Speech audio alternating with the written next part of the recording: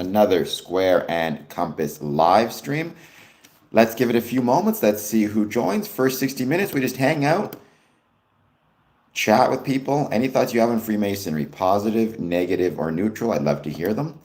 And thank you all for who've been joining thus far. It's been great to see Square and Compass Promotions continue to grow. Thank you to everybody who's been part of this. Congratulations on an excellent meeting last night.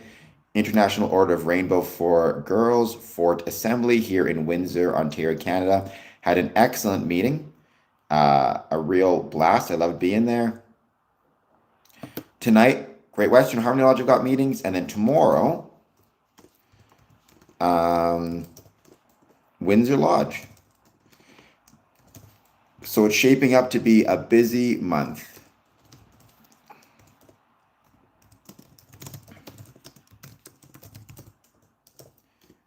And I've got a lot of exciting things planned for next week.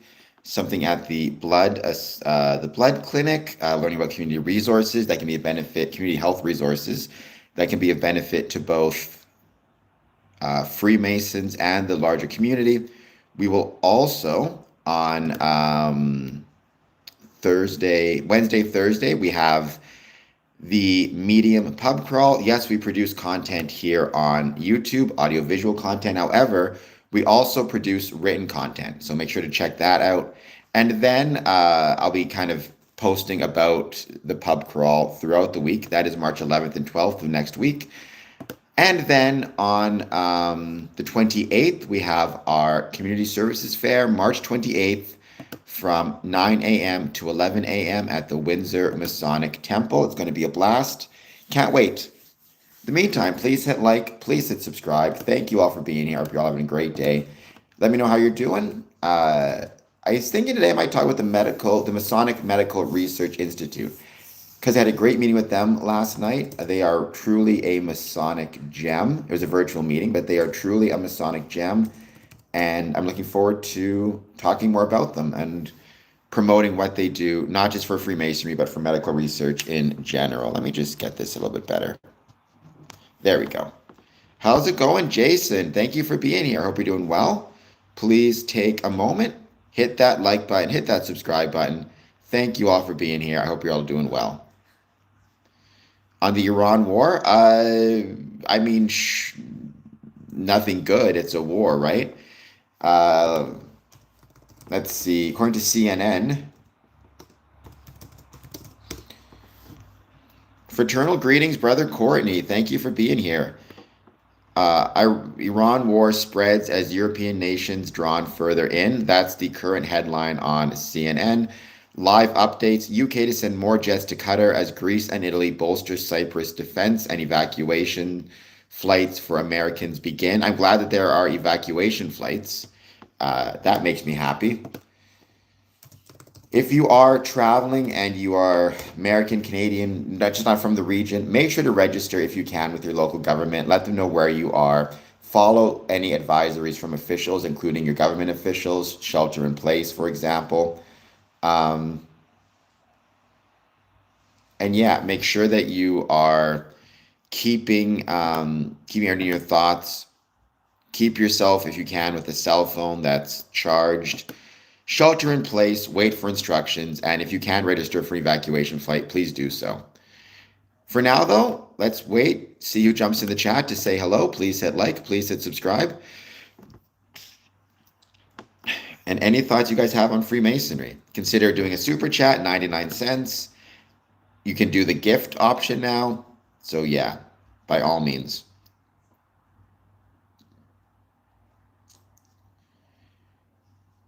I've had my computer here for a while. I used to have it down closer to the balcony, but I find here I can control the light better because I have this light here, which, I can control a bit better. Top of the morning to you as well, Jason. Thank you for being here. I hope your day is going well. Please take a moment, hit that like button, hit that subscribe button. By the way, I mentioned yesterday, but happy birthday, Chicago. Turned 189 years old.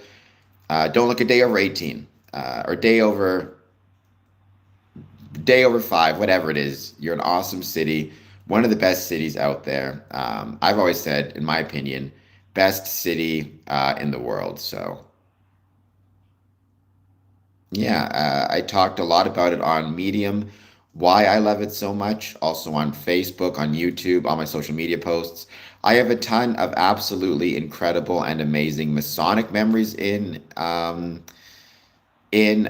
Chicago, as well as just memories of comedy, memories of scary movies. So it's really fun to always visit there and to have it be really a part of who I am. Nice. Getting sleep is important. I always talk about Freemasons need to care about their health. Getting sleep is absolutely a very, very important part of what it means to be healthy. So get yourself enough sleep. Absolutely.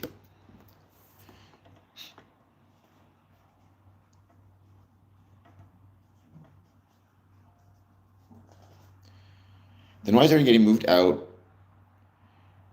Well, I mean, I think people are still in significant danger, even if there are no quote unquote boots on the ground. And I have no idea if there will be boots on the ground or not. There's still bombing runs, there's still drone attacks, there's still the potential for friendly fire, but hopefully not. And so obviously, it does make sense to me that you're going to want to evacuate everybody, regardless of what comes next. You would have hoped, I mean, I guess knock on wood, but you would have hoped that we would have never had any need to evacuate people or war in the first place. But since we do, then yes, get out, evacuate, get people out of there as soon as you possibly can. At least that is my humble opinion on that one. Yes, I got a big nose. Please hit like and subscribe. I was in the Middle East last year just on a layover, so I was there for exactly 12 hours in Dubai. But I will say it was absolutely beautiful. Dubai was an awesome city. At least what I saw of it was absolutely awesome. And yeah, my thoughts are with everybody who's there. There's a lot more. There's a lot more Freemasonry in the Middle East than people necessarily realize.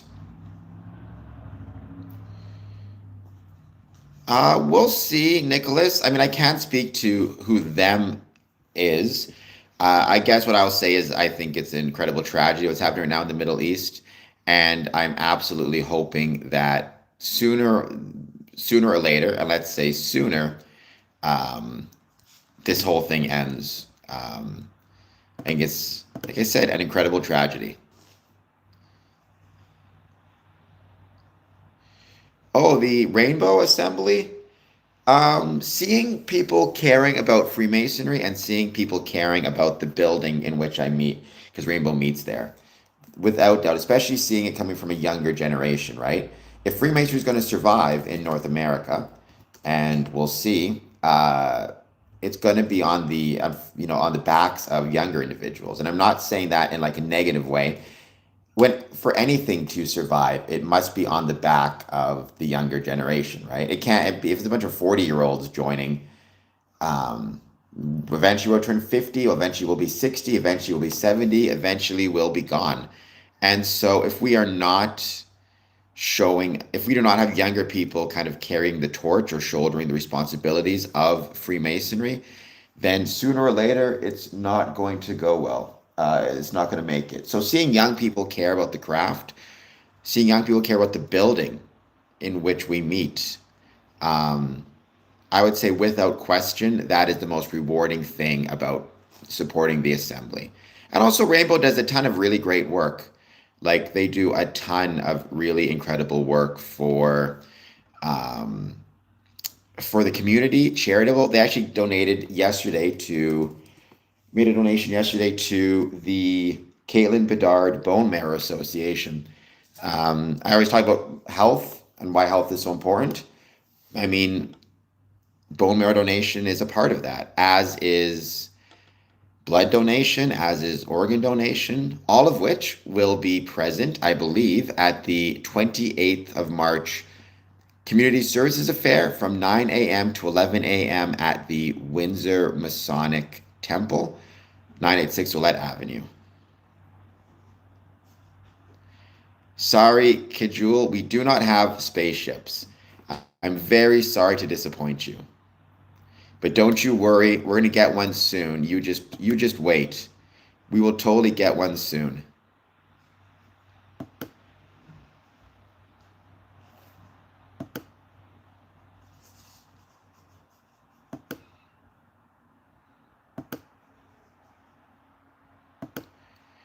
Click is back. He's an interesting and challenging fella. By the way, as I mentioned before, Courtney, sorry, not Courtney and Nicholas, you are more than welcome to come out on the 28th in the morning. I'll buy you a cup of coffee. I said it's just $2 for a bottomless cup of coffee. So buy you a cup of coffee. We may have some donuts there as well, some breakfast stuff for you. So if you'd like some coffee, then March 28th, 9 a.m. to 11 a.m. It's free admission. And there'll be a whole bunch of different community services, which will have a lot of different products, services, information available. So I hope to see you there. I hope to see everybody in Windsor there. I'm going to be posting stuff about it on social media very shortly. So,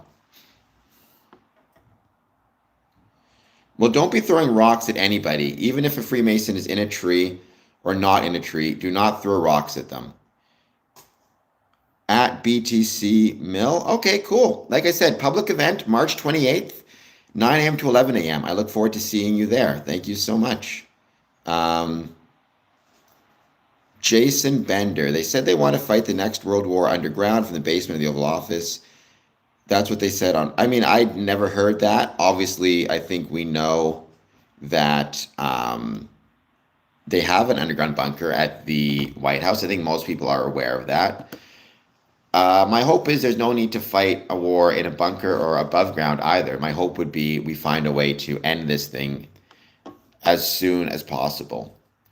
I don't know what you're saying. I think whether you are trans or not trans is not my concern. Why not both, Michu? Why can't I hope for the peace, prosperity, happiness of both countries and the people in both countries? I'm a member of a Grand Lodge in Israel and proud of being a member of the Grand Lodge of Israel. That doesn't mean I don't have some pretty significant concerns about what's happening with the government. But there you go. Click, you definitely don't seem to know as much as you think you do. I think that's pretty obvious at this point. I think you know far less than you think you do. There's plenty of things I know very little about, but the difference is I also don't claim to be an expert. There's a reason why, for example, I don't go on to streams about medicine and start giving my opinion, because I don't know much, if anything, about medicine. I just do what my doctor tells me. We're going to hang out. We're going to wait to see who joins. As always, please take a moment, hit that like button, hit that subscribe button, and let me know if you have any thoughts on Freemasonry. I don't know what that means, Evil Bandit, but please hit like and subscribe. That sounds scarily like it puts the lotion in the basket. That is true, and I could be underestimating you, but we shall see.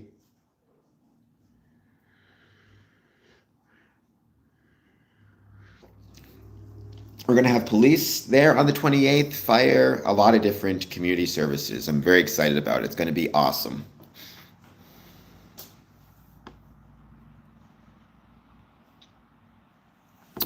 We're just going to hang out for a bit longer. We're going to wait to see who joins.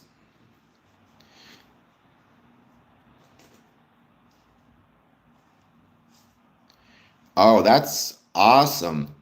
Once again, Courtney, you're making me jealous. I love Texas food. I would say if there's one thing that we know to be the case, it's that Texas has some pretty great food, some pretty great barbecue, at least in my experience. So I miss Texas food quite a bit. I'd love to get back there at some point to, let's say, the Texas Masonic retirement community would be fun. Visit them once again in Arlington. Maybe finally get the chance to visit your neck of the woods, Courtney, and your lodge as well will be really cool. So we shall see. Yeah, but I'd be fat too if I lived in Texas because it's so good. So yes, I'm not going to disagree with you, but I will say the food is so delicious that it's understandable. How could you not be fat living in Texas would be my question.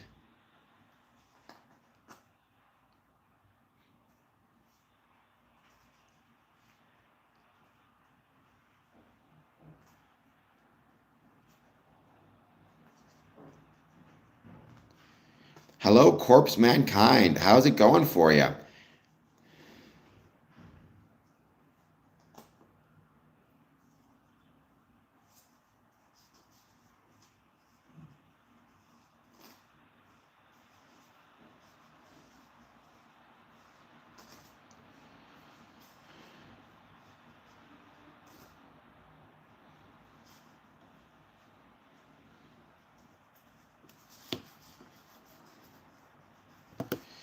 We're going to hang out. We're going to wait to see who joins. Good. I'm glad you're doing well. Yes, me again, no filter boss. How's it going for you? I hope you're doing well. Tonight, by the way, looking forward to a meeting with Great Western Lodge and then Harmony Lodge. It's going to be a blast. Okay is good. Better than not okay, that's for sure.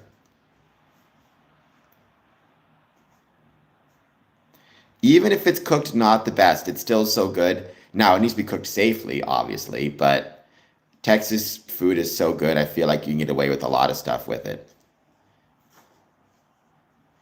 I have never tried to combine a cult with the lodge because a cult is under a completely different operating system, if you want to use that term, than the lodge, so it would not work. You could not combine the two. And I don't think the two have ever existed, at least to my knowledge. They should not. I mean, if there ever was a lodge that tried to combine itself with a cult somehow, I would be very concerned and very disappointed. Skull and Bones is a fraternity, I believe, out of Yale. It's not connected to Freemasonry, despite what some people will claim, including some people on this channel will claim.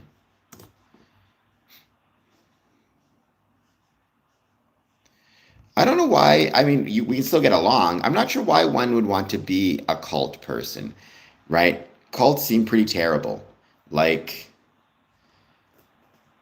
it's not something I would ever want to be a part of. Now, again, I say that a little bit facetiously. I understand that there are many reasons why people become involved in cults. Very often, they are running away from something and trying to find home, connecting his family somewhere else, and people are taking advantage of that. Sometimes you don't realize you're joining a cult because it's a situation where they are slowly and slowly and slowly incorporating you into it, or manipulating you to do more and more. Sometimes you join a cult or remain part of a cult because they're blackmailing you, blackmailing your family, threatening your family. They're isolating you. Um, you don't realize necessarily that you're in a cult sometimes until it's too late, or you sometimes just don't realize you're in a cult because, again, cult leaders, cult people within cults are incredibly good at manipulation, at deceit, and at getting people to kind of fall into a trap until it's very difficult to get out of it. So I talked a few months ago about cults, how they work, and how to, if you are in a cult, what you can do and steps you can take if you realize you're in a cult and want to get out and want to do so safely. But also, if you know somebody in a cult, how best to deal with it. And also why it is that Freemasons or Freemasonry is not a cult. You can find all of that on YouTube, so please do so. Um, well, Connor, there you go. I guess you didn't listen to anything I say, so be it. Um, the Masons are not a cult. If you think so, you are. Yes, I agree with Corpse Mankind. Masons are not a cult. Well, it's not that I agree with, he's just correct. Um, 4564. I'm not sure if you're new to the stream or not. I can't think I recognize your name. Please hit like, please hit subscribe. No threats. Well, let's not have threats, period, even if someone breaks the rules. It is not a cult, factually or otherwise, Connor, but okay. I mean, you're all going to believe whatever you want, but you're wrong. It does not isolate its membership from family, friends, employment, whatever else it is. It does not seek to isolate them from the community. It does not venerate individuals, nor does it have dogma or individuals beyond or above questioning. Pretty much, or if not follow the leader, follow the dogma, which is usually embodied by a single charismatic leader.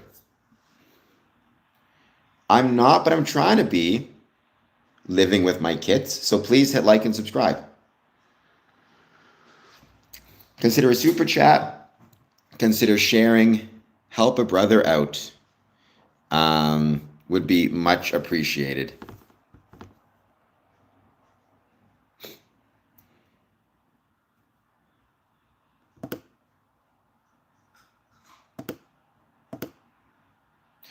I do not worship Baal. Freemasonry is not a religion. We do not worship Baal. We do not worship any entity, right? That's not what Freemasonry is about. It's not a religion. So this idea that Freemasonry is a religion somehow is simply not the case. Very sorry to disappoint you, right? That's not what Freemasonry is about. Freemasonry, ultimately, it's a civic group, not a it exists within a civic space or in the community space, not within any religious space. So, Mad, you are incorrect, but please hit like, please hit subscribe nonetheless, despite the fact that you're incorrect. Would be much appreciated. We're just going to hang out for the first 60 minutes. I don't have any specific talking points. I just discuss, whatever is kind of within the chat. However, I will be discussing probably the Masonic Medical Institute after the first 60 minutes. Well, I'm not sure who they are, and I'm not sure who is going or to where whom is going. I don't, Freemasonry does not make any promises of salvation nor threats of damnation. Again, it's a community group. So what I would suggest is if you're concerned about your afterlife and you're concerned about where you'll be going, what you need to do is make sure you hit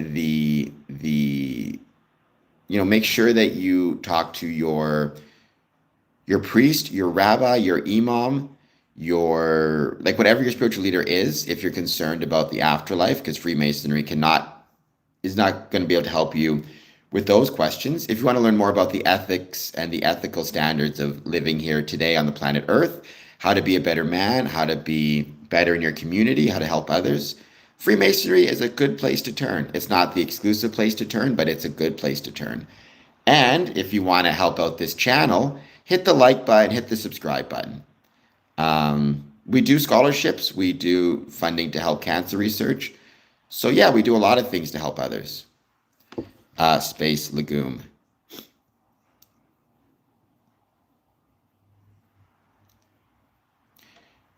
We do. I mean, that is through the Shrine, the Children's Hospitals, which is a Masonic order. We also, through, for example, the Masonic Charities Foundation, donate a ton of, to a ton of different charities, medical research, the Ontario Foundation. Sometimes it's for younger, it's anything from kids to adults to elderly care, right? Masonic charities have assisted all of it. But absolutely, being a Freemason, it definitely puts you in a privileged position to try to help make the world a better place.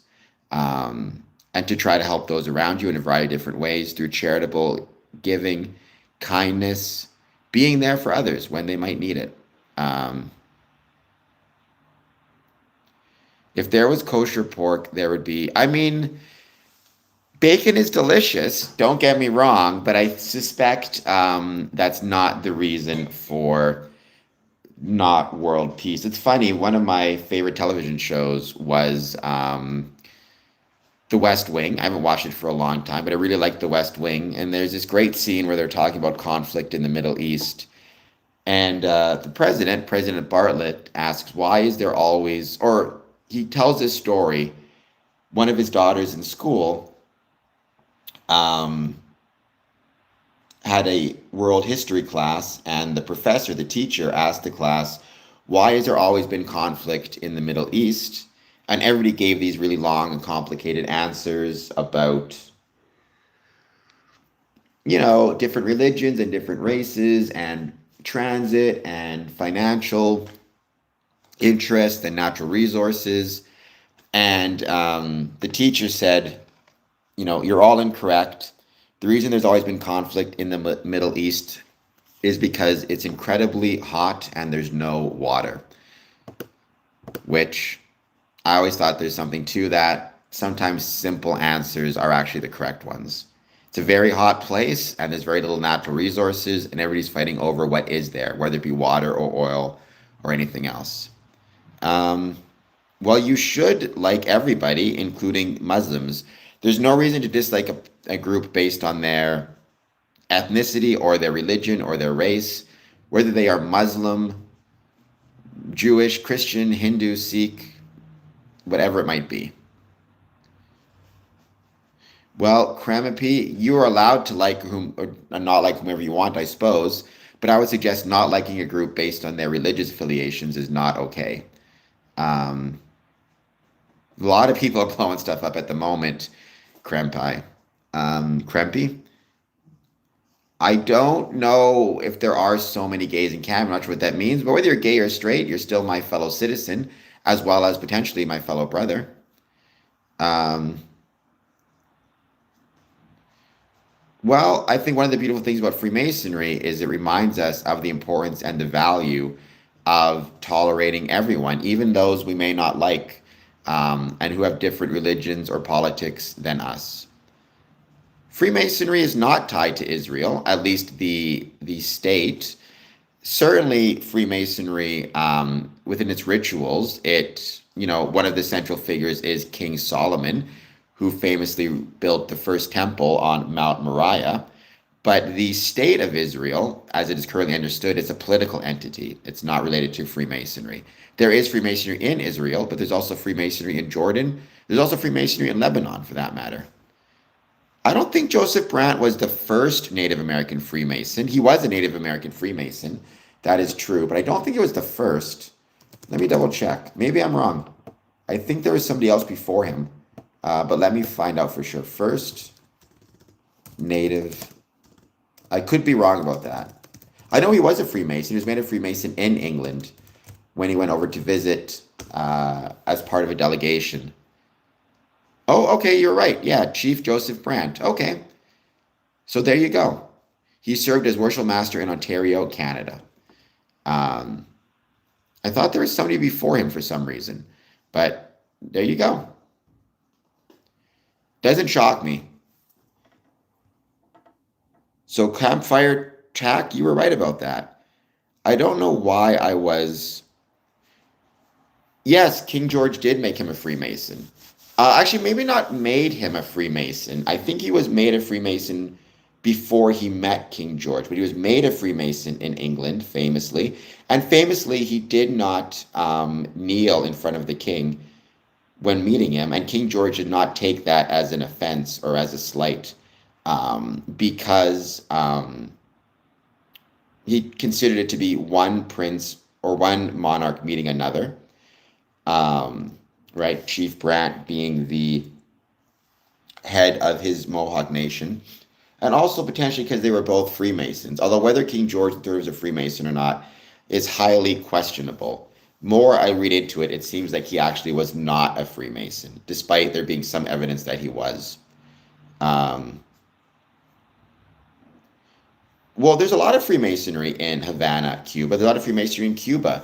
And so, obviously, with everything happening overseas right now and in Iran, I think it's easy to forget there is still a blockade happening to Cuba. They're having a hard time getting gas, oil, natural resources, the things that they need to survive. And so, to any I was asking if we know of any charitable efforts to help those in Cuba. If you do know of any, let me know, especially our Masonic brothers in Cuba.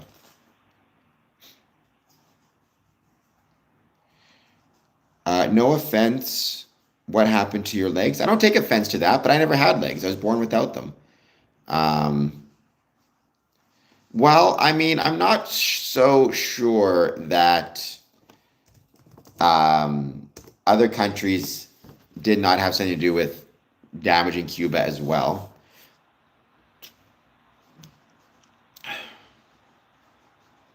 So, Freemasonry is not a cult, nor is it satanic. The purpose of this stream, David the Plumber, is not to get new members. It's for me to talk about my love of Freemasonry, though if we get new members as a consequence, I guess all the better. But that's not my goal. It's just to talk about why I love it. We are all gods. I'm not sure what that means. I'm not sure what theology that is, but that sounds questionable to me from a theological perspective. The purpose of Masonic rituals is to create bonds through shared experiences. There's two ways to create bonds between people or brothers, shared experiences or shared knowledge. It's no different than what is the purpose of a family recipe that gets passed down from generation to generation, right? It gets passed down from generation to generation because it creates bonds between the past, present, and future generations of the family. Passing down ritual, but keeping it within the Masonic family, is a way to maintain the bonds of brotherhood between past, present, and future generations. We don't have our own Bible. The Bible of which you're thinking is a King James version of the Bible, sometimes given as a gift. Tulsa, where's Tulsa, Oklahoma? It has the Oklahoma Indian Degree Team, and there are many First Nations Freemasons, absolutely.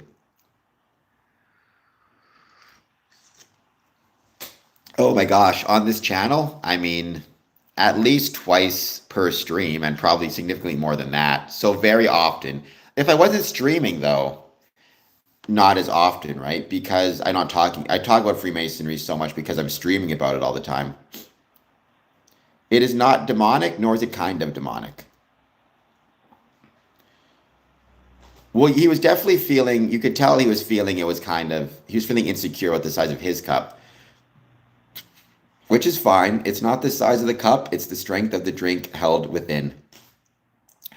If everything was one atom at one point, then God and us were one. So by this logical thinking, we definitely have a tiny part of the universe in us, B710X, right? We definitely, all the things that are made in stars exist within us, carbon and all the different elements. So if you consider the universe to be a stand-in for God, then sure. Suggest a good movie. Hello, Natasha. I am the highest degree within Freemasonry, which is third degree. I'm also 18th degree Scottish Rite. I'm also worshipful master of my lodge. Where did I go on vacation? I don't really take vacations. Whenever I'm traveling, it's for something Masonic. But I will say I love going to Chicago, greatest city in the world. Recommend a song? I'm going to recommend Prodigal by Blacktop Mojo. My favorite song is Simple Man by Leonard Skinner, but I feel like most people know that. So instead, I'm going to recommend Prodigal by Blacktop Mojo because it's a great song, it's a great band, and it's not nearly as well known as it should be. Also going to recommend Coffee at Midnight, which is another great song. I can't think of the name of the band now, but it's a great song as well. Circumbobulation is a word not often heard. It means to walk around, right? To circumnavigate. If I recall correctly. Let me just see here. Yeah, to walk around a object, temple, shrine, whatever it might be. He was a Freemason. Joseph Smith, his campfire track. Joseph Smith was, in fact, and indeed, a Freemason. If you referring to degrees, I mean, you join and then you prove your proficiency and you go from entered apprentice to fellowcraft to master mason, there's usually a proficiency test or proficiency requirement where you have to be able to answer questions and demonstrate you've learned enough about the previous degree to move on to the next one. If you mean the latter in terms of your offices and your officer roles, whether it be moving from a junior steward to a worshipful master, you basically, it's an election, it's elected, it's democratic, so you need to vote on, you need to do a decent job, a good job at whatever job it is you have, and then you move up degree by degree, office by office. It depends on the nature of the criminal record, but you can still apply to join Freemasonry Campfire. And it's completely free. It doesn't cost you anything to apply outside of your time. And then let the lodge decide. I would say the more significant the criminal offense is, the less likely you'll be accepted. Also, the less you've done to make amends in your life. So for example, if you have a criminal record, but you never went to counseling, haven't taken steps to improve your life, have gotten to more offenses since the initial one, that also means you're less likely to be accepted. You need to show that you've been trying to change and be better. But you can apply. No, you don't have to be invited. That's not how it works. If you're interested in being a Freemason, you need to take the first steps by approaching the lodge and expressing your interest in joining. Why do the Nazis hate us? Well, I've always been a big fan of the idea, if you want to know somebody, don't just look at who their friends are, look at who their enemies are. Having, the Nazis hate Freemasonry tells me Freemasonry's on the right track, because I'm very happy to be hated by a group of people who themselves are hateful and bad people, right? It tells me I'm on the right side. It was primarily conspiracy theories, anti-Semitic conspiracism, a desire to create, and a desire to promote enemies. So yeah. To be one, ask one, as they say. Hello, Jose. Fantastic. Please hit like and subscribe. Well, because my concern, Vi, is you might like the Nazis, which would be very not good. That make you not a good person. I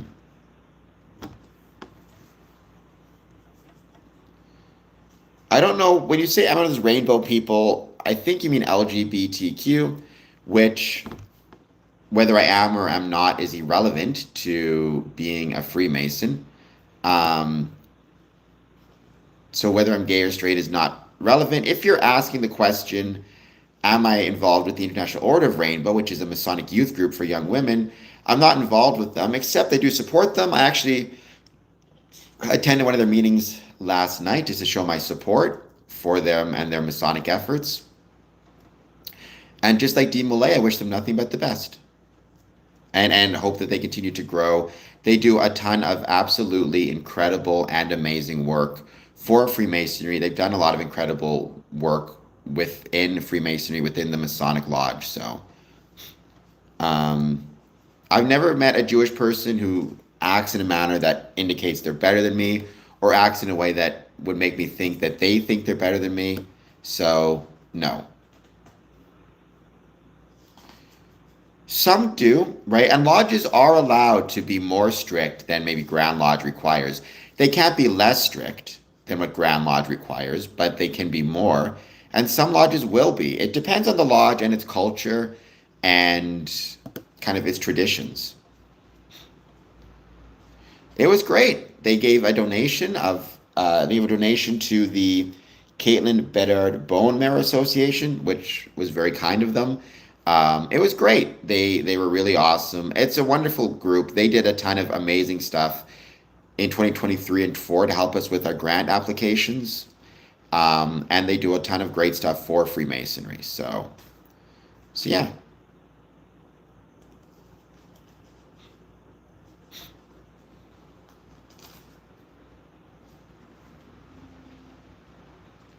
And once again, we're going to hang out.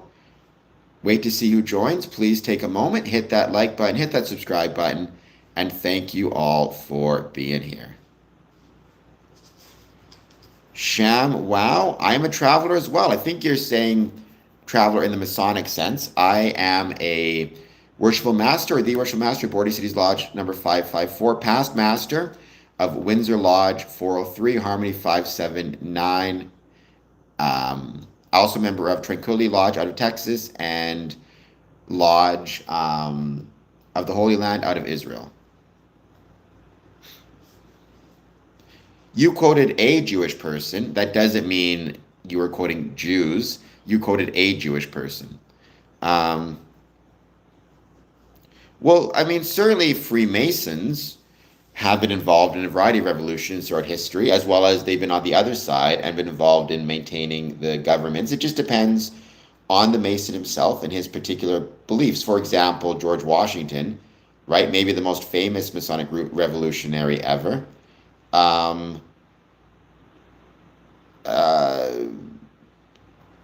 In the Philippines, Jose Rizal. There were some Freemasons involved in the French Revolution, but plenty who were not.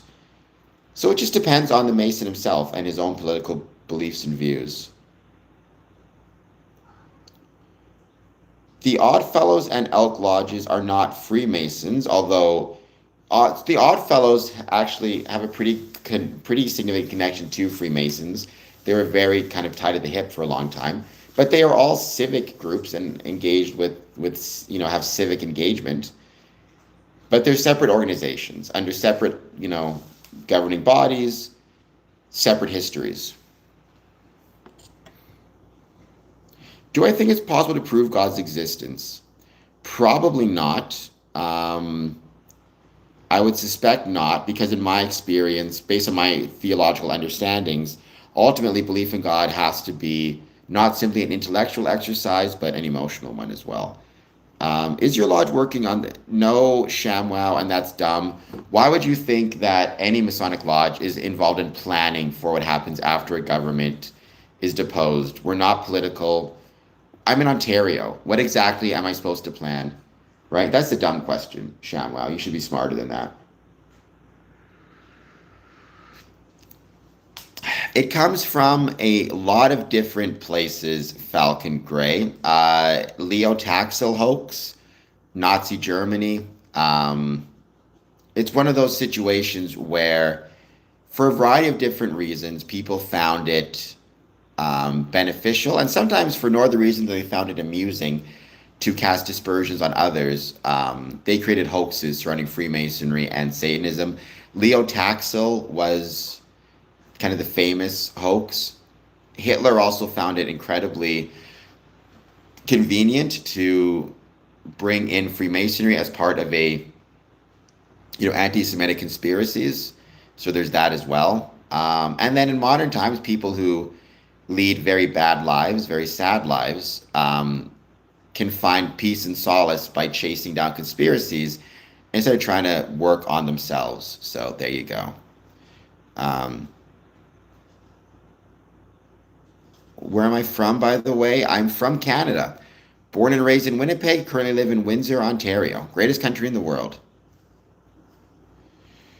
Well, what you want to do, Campfire, is you can do either. If you go to the lodge in person, bring with you a letter that has your name and contact information on it, because you may go to the lodge and they may be busy with a degree, or they may not even be present, right? So taking the time to actually go to the lodge with a letter, that means even if they're not available, you can still give them your contact information and they can contact you when they're free.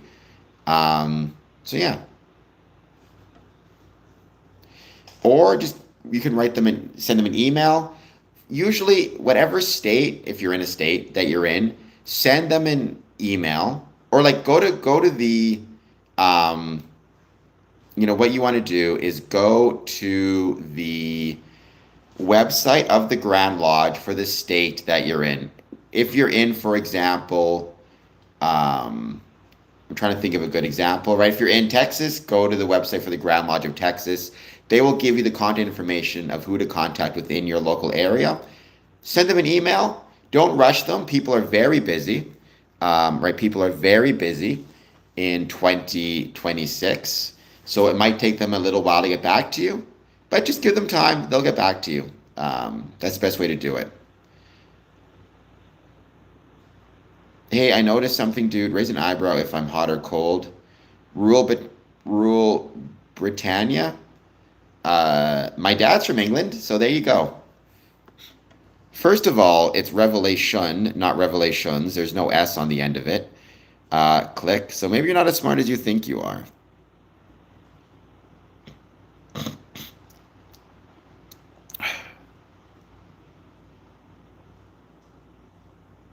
The police checkered black. Not every Masonic floor has a black and white checkered pattern, first of all. Come to my Masonic Lodge buildings. You'll see red and blue carpet, just for the record. Hats.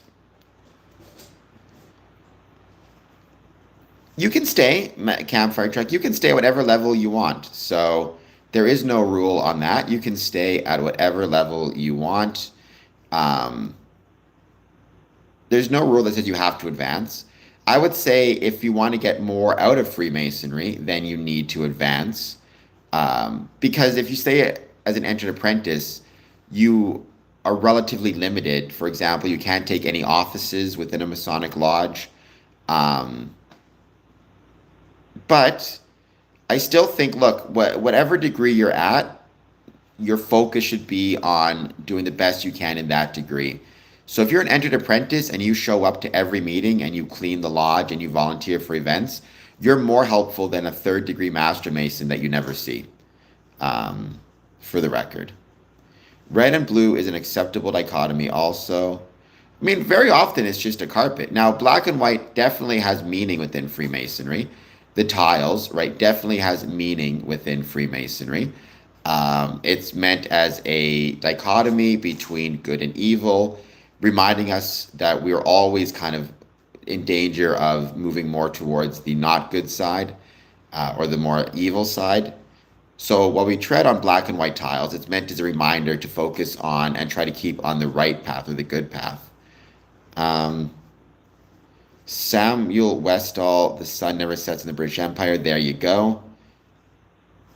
The Templars were not Masonic. The Knights Templar existed till about 1308, and Freemasonry started around 1717 or earlier. However, in 1737, a Mason out of France, made a speech in which he claimed a Masonic connection. Really, he used the term Crusaders, but a Masonic connection between the Crusaders and the Knights Temple and Freemasons. And that became the basis of many of our modern rituals surrounding the Knights Templar. But ultimately, in my view, it's apocryphal, more so than anything else. Apocryphal meaning legendary, based on legend, not based on historical fact.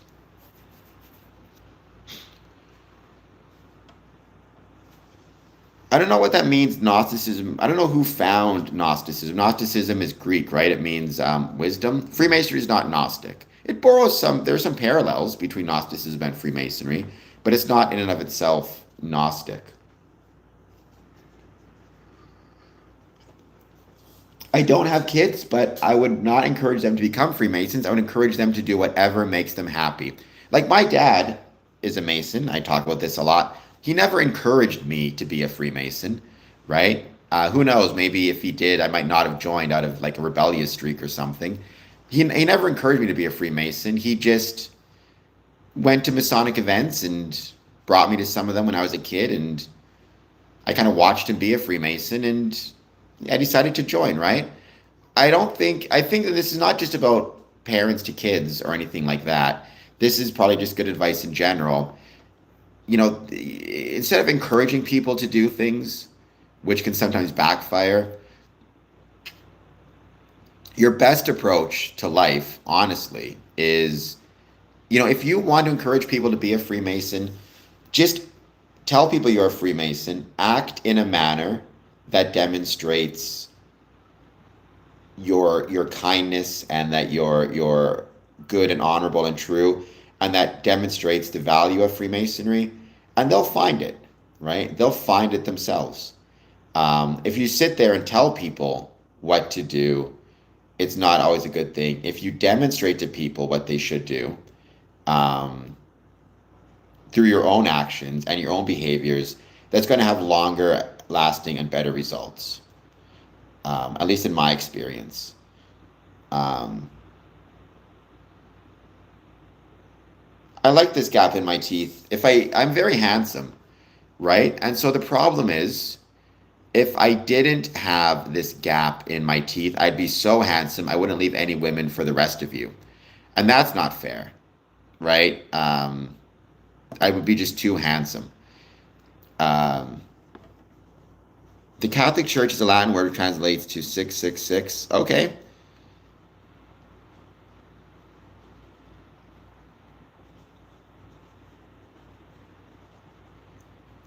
Well, Erebus, so Eric, Freemasonry has nothing to do with the war in Iran or Iraq, nor is Freemasonry Zionist. There are some, I'm sure, Zionist Freemasons. I would probably consider myself a Zionist, but that's a political opinion that's separate from being a Freemason, right? There are some Zionists, sorry, there are some Freemasons who support Israel, some who may not, at least politically. It's not a Masonic thing. There you go, just like a blacksmith from Kingdom of Heaven. By the way, I talked about this before. Great movie. I like it a lot. So I really thought Edward Norton gave a great performance in Kingdom of Heaven. I really loved the scene where Edward Norton, as King Baldwin, is moving the chess pieces around and gives that little speech. And he talks about how, you know, you can be you can be the subject of a king, and the king can order you to do something, or you may make a decision to do something yourself, or someone else may force you or make it seem like you're forced into a position. But at the end of the day, whatever you do starts and ends with you and your ability to look in the mirror. I always thought that was a really cool little moment, right? This idea of like, at the end of the day, whether, if you're ordered to do something illegal or immoral and you choose to do it, you don't get to, in the next life, tell your creator, tell God, well, I was just following orders. You still, despite whomever may be above you or responsible for you, you still have to answer to yourself and to your creator and to God at the end of the day. So I always thought there's a valid lesson in there. Yes, you can move a man, but the decision ultimately lies with the man who's being moved, right?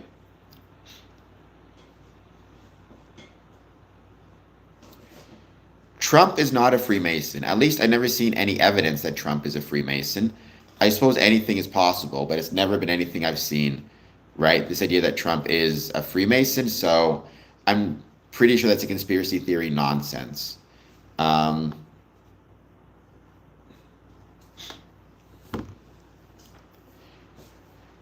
We're just going to hang out for another 5 minutes, wait to see who joins. Then I'm going to start talking a bit about the Masonic Medical Research Institute.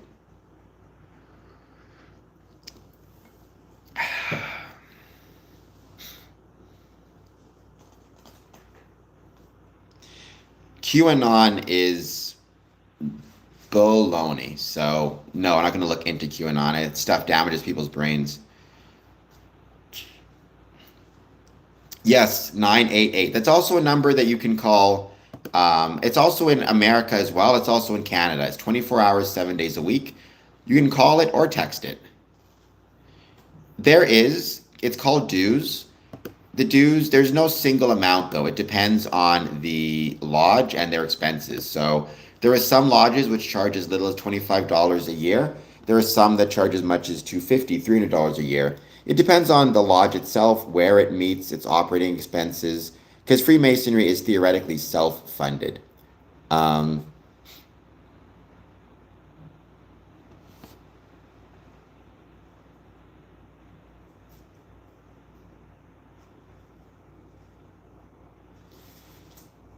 What's it for? Well, obviously 911. I think you're making a joke. If you are in any significant or immediate emergency, danger, whatever it is, or you know somebody who's in immediate danger, emergency, call 911. If you're considering self-harm, 988, 24 hours, 7 days a week. You can also text 988 as well. And also, just so you guys know, when it comes to phone, if you have a phone, but let's say it is service has been cut off or it no longer works to make regular phone calls, a cell phone will still dial 911, even if the service has been disconnected. Um, I support the people in Israel, not the governments necessarily, but I think the people of every country deserve to be happy, peace, and if they are Masons, to be called my brother. Um, no, the highest form of Freemasonry is the third degree. That's the highest form of Freemasonry. Um, I don't know if I always stay positive. I try to control the controllable. I try to spend every day thinking about at least a couple things that go well for me or I'm grateful for. Because even in a really bad day, there's usually at least one thing that goes well that I can point to. And I try to remember that all I can do is my best, and that's it, right? Whether things go really well or don't, whether I succeed or fail, if I've tried my best and it doesn't work out, then so be it. Absolutely, and I hope they get it. But I'm not going to blame the people in a country for the actions of the government, even in a democracy. So I have a lot of issues with the state and the government, at least at present. My hope is eventually they get a different government in there. But in the interim, I'm not going to not consider, members of the Lodge Holy Land my brothers.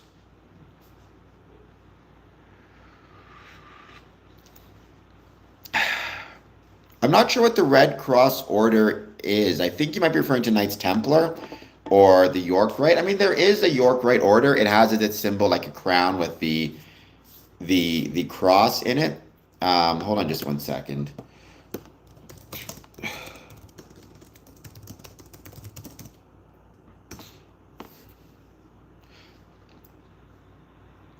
Right, it's part of York Rite. I forget what it's called. Um, if it has a title. That's the York Rite side of it. It's the final order of York Rite of Freemasonry. It's often accompanied by a Latin phrase. You should care about everybody, Vi Victi. Now, you can argue, and I'm certainly not opposed to the argument of you're not going to care politically about what happens in another country, but on an emotional human level, I'd like everybody as much as possible to be peaceful, prosperous, and happy, whether they live here or around the world. Now, I do hope, though, that we do not allow regional conflicts or regional attitudes, or pick your term, to affect us here in Canada, meaning I don't want to see violence directed towards anyone from Iran, anyone who's Jewish, anyone who's Muslim in Canada, because they are our citizens, they are our community members, they are our brothers. We need to remember that, right? Whatever's happening between Israel and Iran, between America and Iran, should not affect the way we view an American, an Iranian, a Jewish person here in Canada as part of our community. There is a lot of hate in the world, Corvin. It seems like Vi Victi enjoys adding to it, unfortunately, but there you go. Love your enemies, Vi Victi. Love your enemies. Pretty good advice. Pretty revolutionary advice as well, but pretty valuable advice, I would suggest. I would consider myself a Zionist and someone who also believes peace is possible. Free couch, please hit like and subscribe, by the way. I think, within Freemasonry, again, it's not political, so there are many Freemasons who probably would describe themselves as being anti-Zionist. I'm Zionist in the sense that I'm a two-stater. I think what Freemasonry teaches us is it's possible to have different political beliefs, different religious beliefs, be of different ethnicities, backgrounds, and yet still believe in and still support our brothers. Again, I've known many Jewish people. At no point have they ever seemed to me to be against me or wanting to be above me or anything like that. I just think that you are one of those people who sees things online but doesn't actually have any friends who are Jewish or Muslim. Seem like a very not good person. Is Freemasonry designed to bring... Well, it's not designed for that per se, but it does that. I mean, I guess you could argue it's a byproduct, right? Because Freemasonry is at a fundamental level about the belief or posits the argument that it is worth spending time with one another, right? It is worth spending time with people. And a natural consequence of that is because we don't discriminate on any grounds, when Freemasonry posits that it is worth spending time with others, it's making a statement that it's worth spending time with people who are Muslim and Jewish and Christian and Hindu and Sikh, Indigenous, First Nations, spiritual, Wiccan. Um, and so it's a natural consequence of it. And certainly the Anderson Constitution of 1723 would kind of confirm the same, right? Where it says, I'm just pulling up the exact wording of it, concerning God and religion, which is my favorite section of the Anderson Constitution, and maybe, in my opinion, the greatest statement ever written as it relates to religious tolerance. I'm just trying to get the precise wording. Let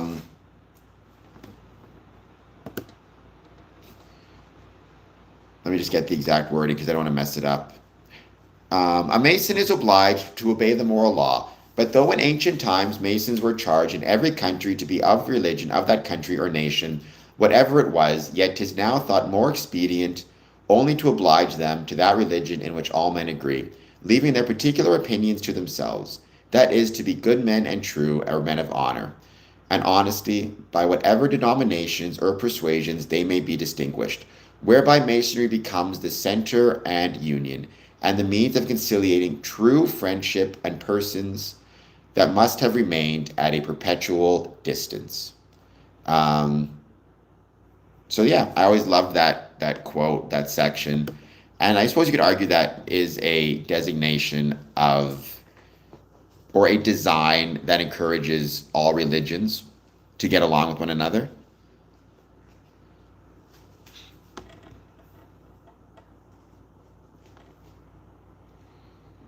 So there's not really an entry level within Freemasonry, unless you want to call Entered Apprentice the entry level campfire attack.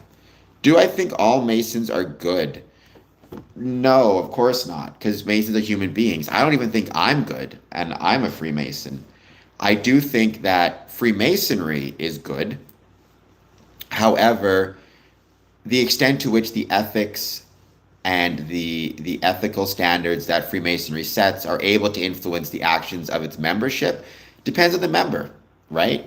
Human nature is such that no matter how hard we try, not every Mason will be good, just like not every football player is good, not every politician is good, not every elk is good, not every moose is good.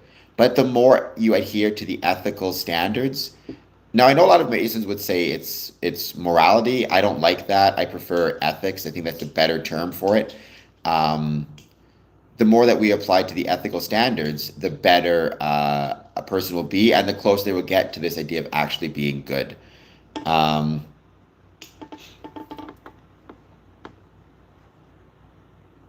would I feel if an army of First Nations people invaded Canada on the... Well, I would do my best. I mean, I don't like the term invasion. What I would try to do is broker some type of peaceful solution to it, and then hopefully end up with two states.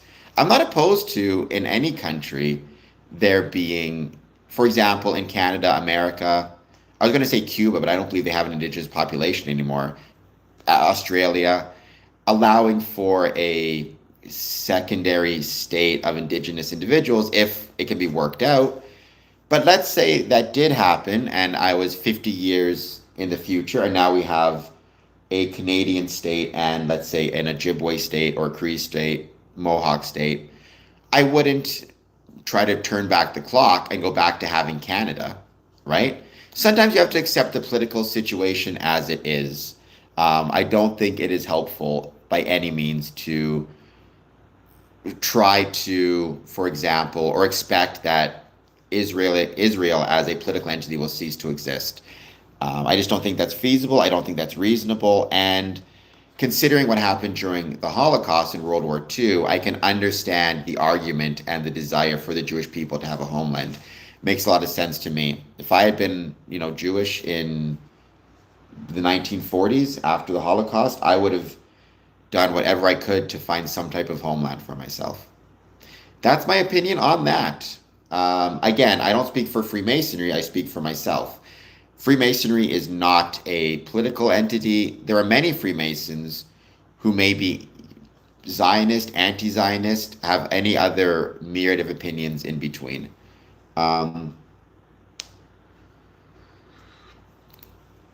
Yeah, but there was significant, it's not as though there had not been significant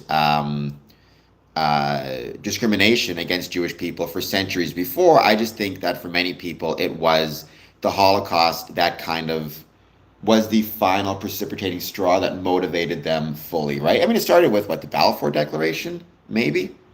I'm not sure if that's what you would count as the start of the movement. You could probably push it before then as well. I mean, look at Merchant of Venice, right? It's not as though anti-Semitism started in the 19 started in with the National Socialists, obviously, but I think that was kind of that would be very motivating for me, anyways, if I'd been around at the time. Because people are bad and people like to pick on different people, especially if they appear to be weaker in terms of the numbers or their ability to push back or their access to political power. It's unfortunate, but human nature is such that very often people like to pick on others who seem or appear to be weaker, either politically, numbers-wise, or just different. Even they don't have to be weak or just different, right?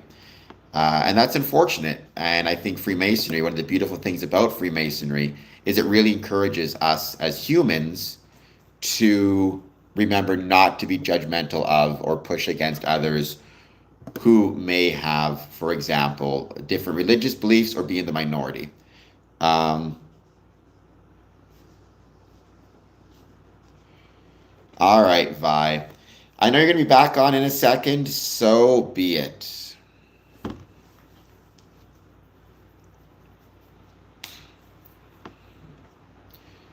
We are still hanging out, waiting to see who joins. Please take a moment, hit that like and subscribe button. All right.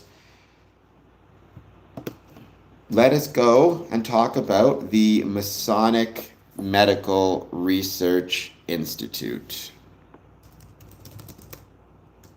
If I could find it now. Because I had the chance yesterday to be part of a meeting of the Masonic Medical Research Institute, and I was grateful for that. Masonic Medical Research Institute is out of Utica, New York.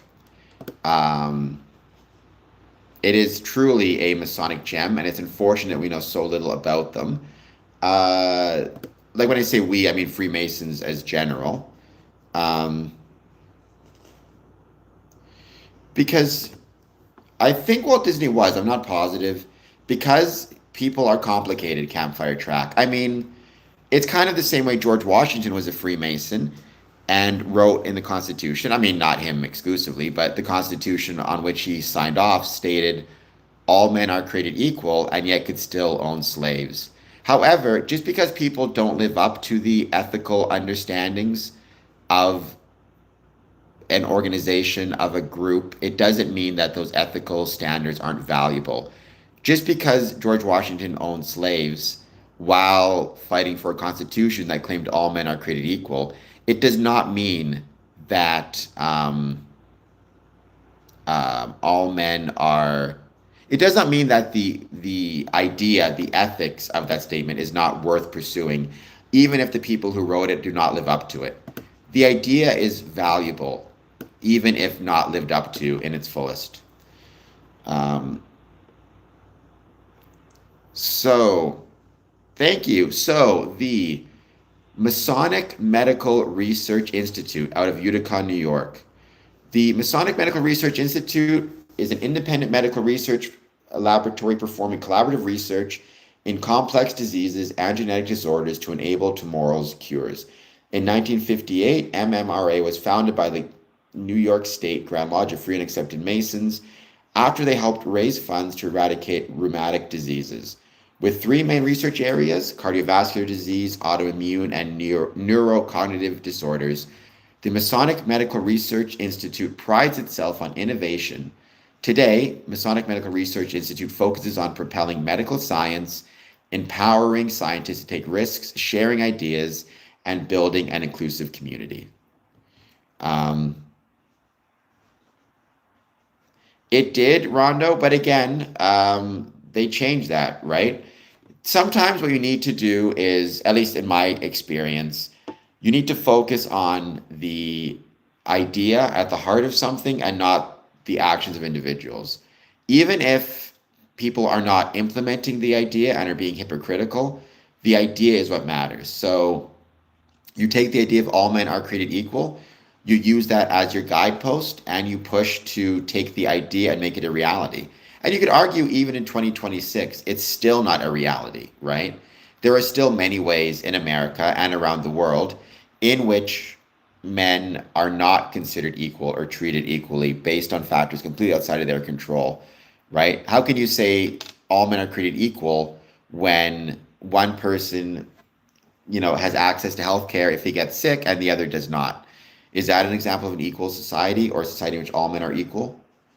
Um,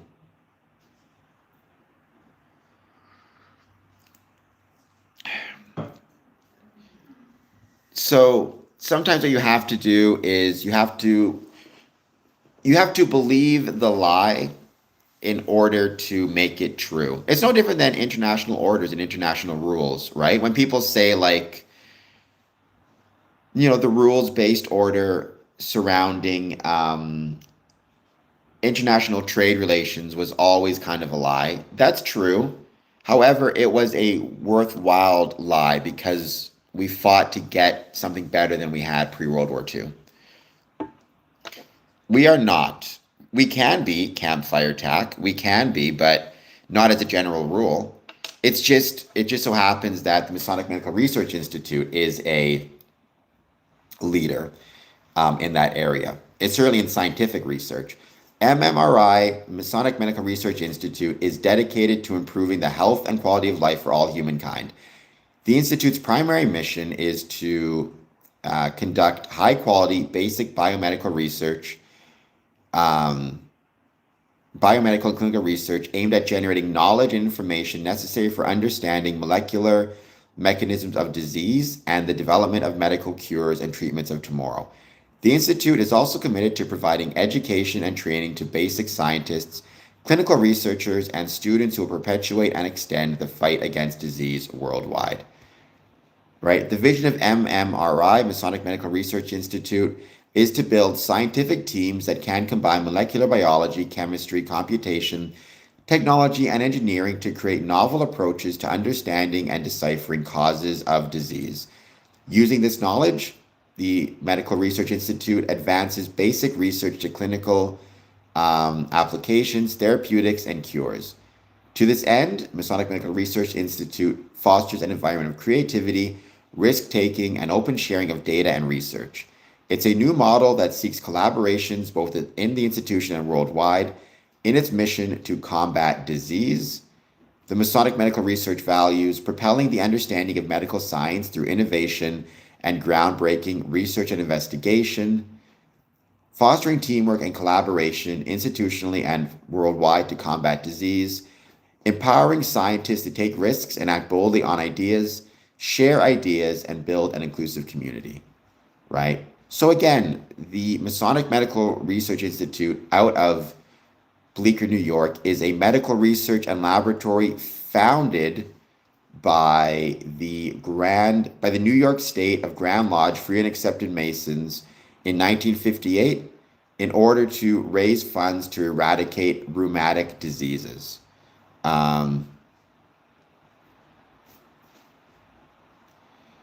I would say the problem is people stop believing the lie.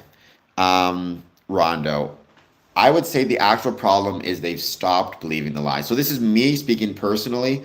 I think Donald Trump was actually a reaction of cynicism and disbelief, and, well, I think cynicism. this idea that, oh, it's actually all baloney, government doesn't mean anything, no one cares about us, it's all BS anyways. And as a consequence of believing it's all BS, because in some ways, what Donald Trump did is he called people's bluff, right, Rondo? For years before, people, including people on left and right, kept saying the system is rigged, the system is baloney, the system is garbage, the system is this, it doesn't help anybody, politicians don't care about you, the systems don't care about you. And then Donald Trump came along and said, actually, you're all correct. The entire system is baloney and it should be burned down. The problem is he had nothing better to replace it with except more cynicism and more misery and more sadness. It was when we stopped believing in, it wasn't even a lie, like calling it a lie is too harsh, in the better angels. It's when we stopped having hope that the goals to which we aspire can one day become real, right? It's when we stop believing that it is possible to be better, that government can be good, that corporations can be good, that people can be good, and instead decided we're just going to be cynical and not believe anything. I think that is when and how Donald Trump came to power. Please hit like, please hit subscribe. Again, I speak for myself. Thank you for the floating heart. Thank you for your support. I hope everybody is doing well. Again, I speak for myself. But I do think Freemasonry can be a bulwark against cynicism and a bulwark against despondency because it demonstrates it actually is possible to accomplish things. It actually is possible to care about one another despite one's race, religion, creed, ethnicity. And it is possible to build something better, not simply tear things down or try to get ours and try to get our own, whatever it is, without focusing on helping others. Well,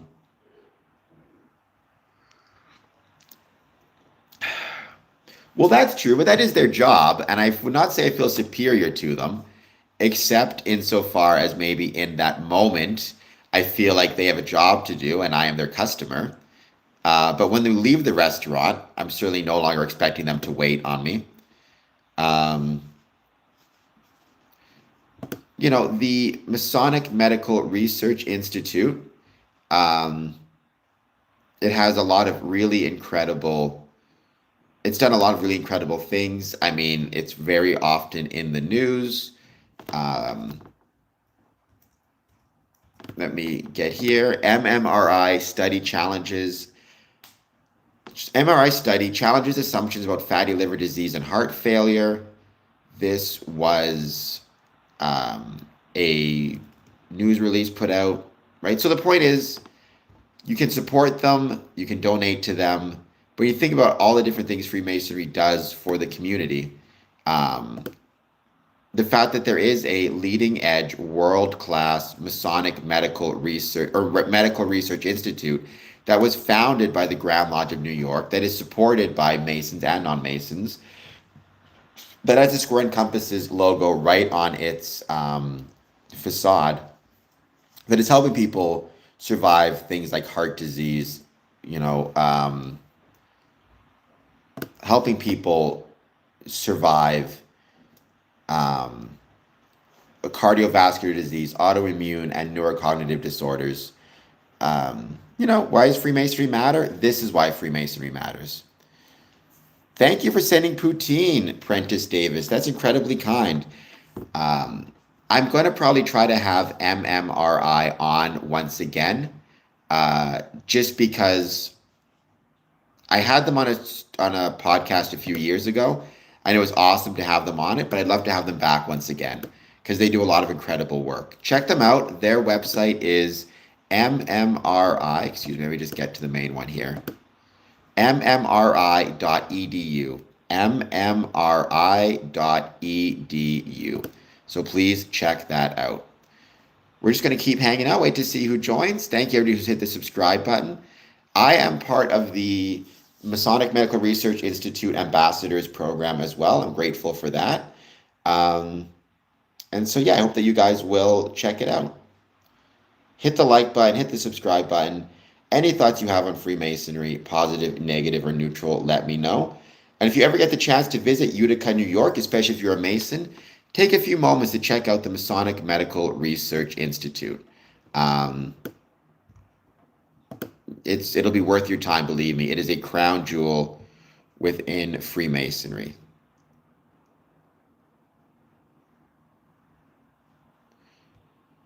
I wonder if Google knows. Let me check.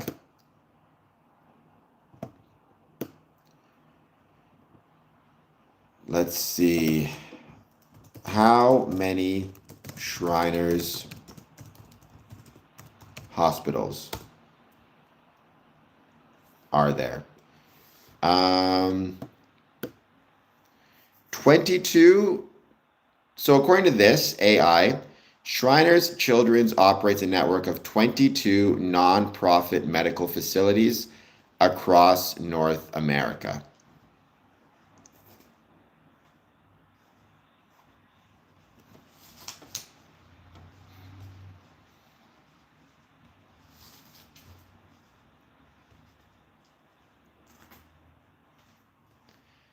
So I don't know in Canada, but in the US it's 22. In Canada it is, let's see, one in Montreal, I know that for sure. One Shriners Hospital for Children in Canada located in Montreal, Quebec, although I understand that in Windsor, the Shrine is heavily involved with the hospital, at least historically. I need to know more information about it. A man has 9. I do not know. I can't do math. Hello, Lady Sky. Please hit like and subscribe. I would greatly appreciate it. And I hope that you are doing well.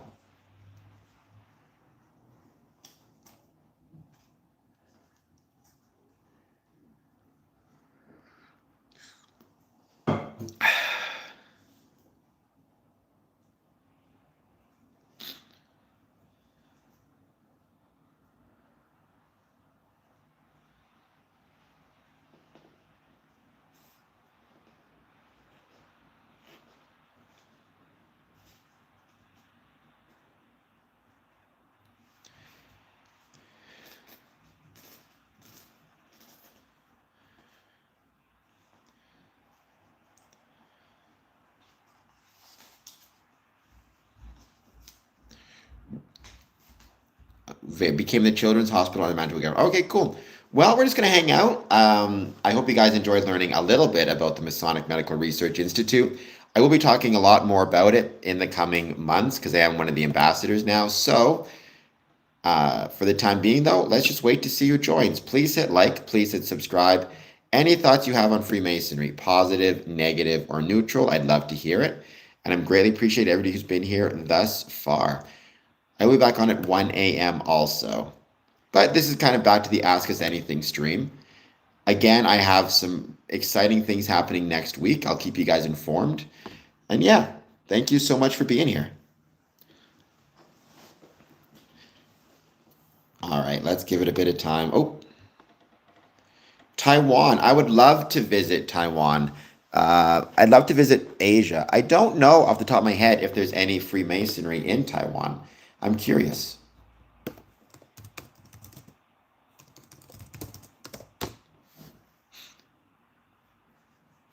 So there is a Masonic building in Taipei, Taiwan.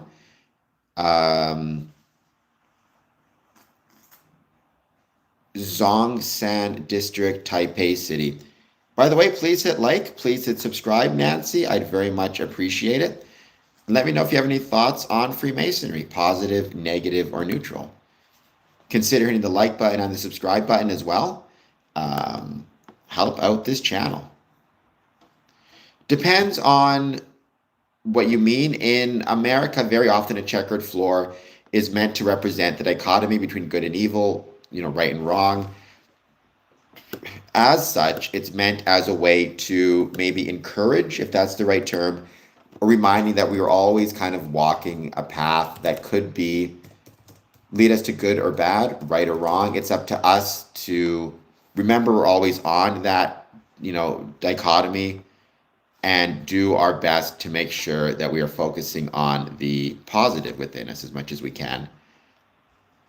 I don't know what you mean by can you use it? You can design you can design a floor that has a checkered pattern if you want. Nothing's wrong with that.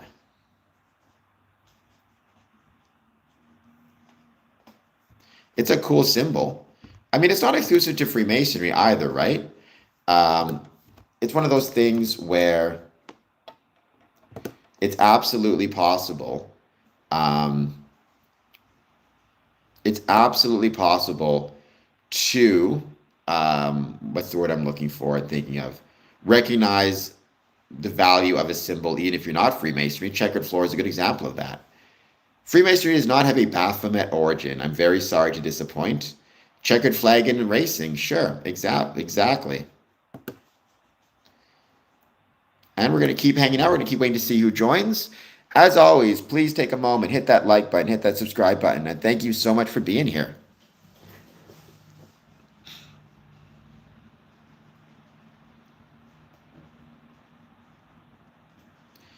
Hello from Ireland. Welcome back from Ireland, KPC. You've been here before, right? I could have swore I've seen you on here before. Welcome back. Thank you for being here. Please take a moment, hit that like button, hit that subscribe button if you're not, if you are new. If you're not, thank you for joining. How's it going?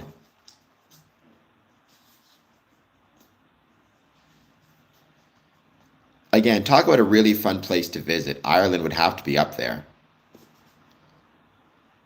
Absolutely beautiful. Goodbye, Dad. As always, I love you. Thank you for being here.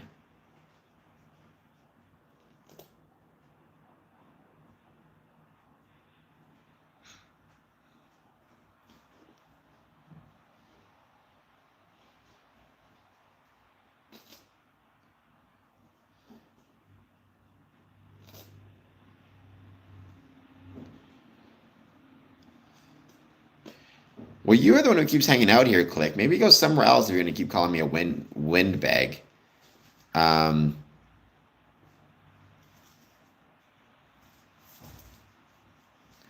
we're just going to hang out, wait to see who joins. Thank you all for being here thus far.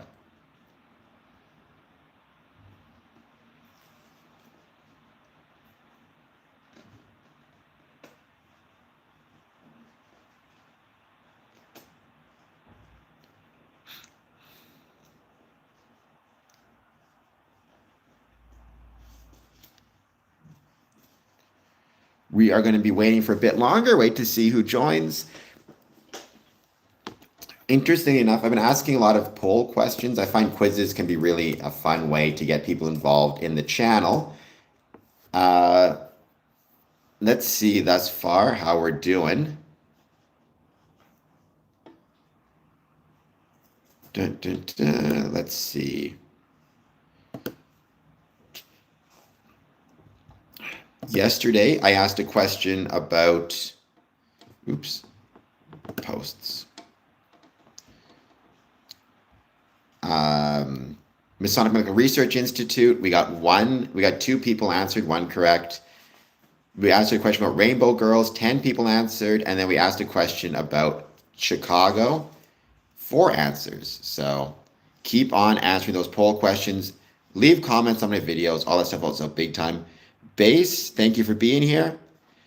No. Now, you may be able to join a virtual lodge after you've been made a member already, but you first need to join a lodge IRL, and you can then take part in many Masonic activities so that are virtual. But the actual act of joining is still, to my knowledge, exclusively being done in person. So, at least to my awareness.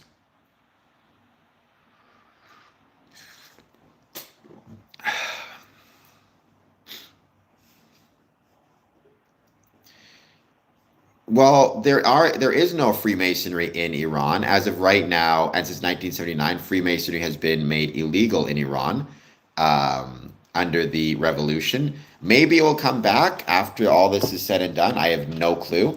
There is the Grand Lodge of Freemasonry in Exile in Los Angeles. Yes, which I love, by the way. Coffee is the greatest thing in the world. If you know me, you know how much I love coffee. So there you go.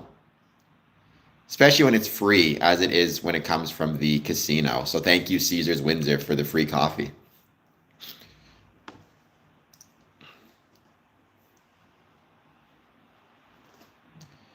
Too much, best year. I probably have 6 or 7 cups a day. So definitely way more than I should.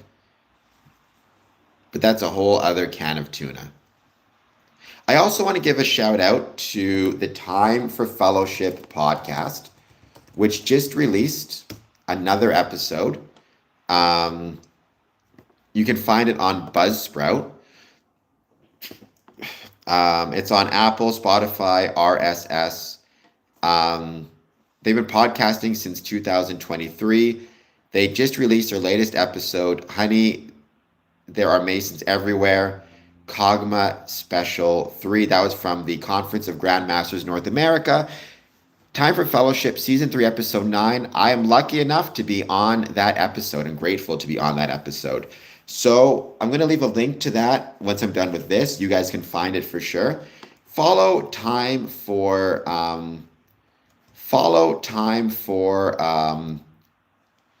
uh, Fellowship. Again, Apple, Spotify, Amazon.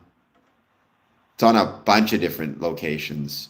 You can copy the RSS feed. It's also on YouTube, Facebook. It's got its website. So check them all out. Subscribe, Time for Fellowship. Best year. I hope it was different in a good way. I hope it was different in a good way. What would you say was different, or at least you found to be different? I was in Colombia last year, and as someone who loves coffee, believe me, I was very, very happy to be in Colombia for some absolutely delicious coffee. It was awesome. As someone who loves coffee, being in Colombia was very, very cool.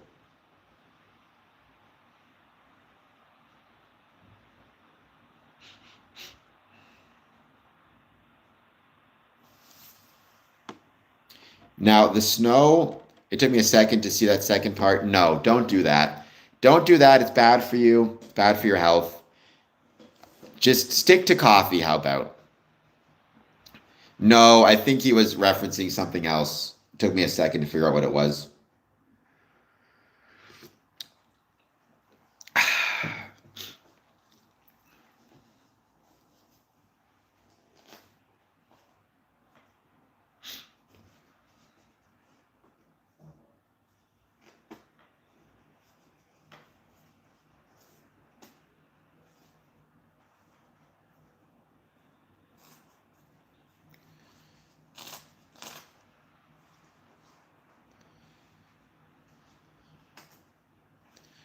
I totally love that coffee mug. I do too. It holds a lot of coffee.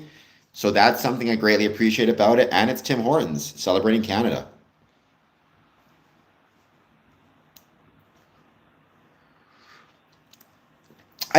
I mean, I don't know. It's tough for me to say. I'm not a dietitian. I'm not a doctor. I do feel like,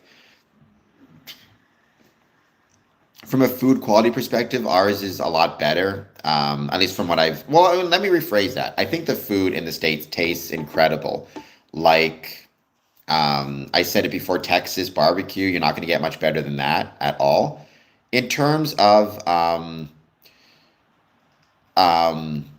like dyes and processed foods and things like that. It did seem to me certain areas there was a lot of processed food and not as much natural or fresh food, which I do think processed is probably worse for you. Having said that, though, some of the best meals I've ever had in my life were in the States, especially in the South, in Texas, things like that. Texas barbecue, it's very hard to beat. Um, Space Legume, Andes Mountain High in Colombia. I don't know if you guys have, for example, coffee, Tim Hortons coffee in Texas, but I will say this though, I'm a bad Canadian. I know I'm a bad Canadian.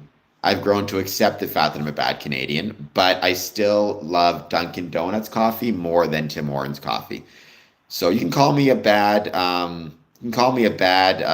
Canadian, I guess, if you want, but Tim Hortons coffee is much, much better than, sorry, Dunkin' Donuts coffee is much better than Tim Hortons coffee. Um, I love Dunkin'. America runs on Dunkin'.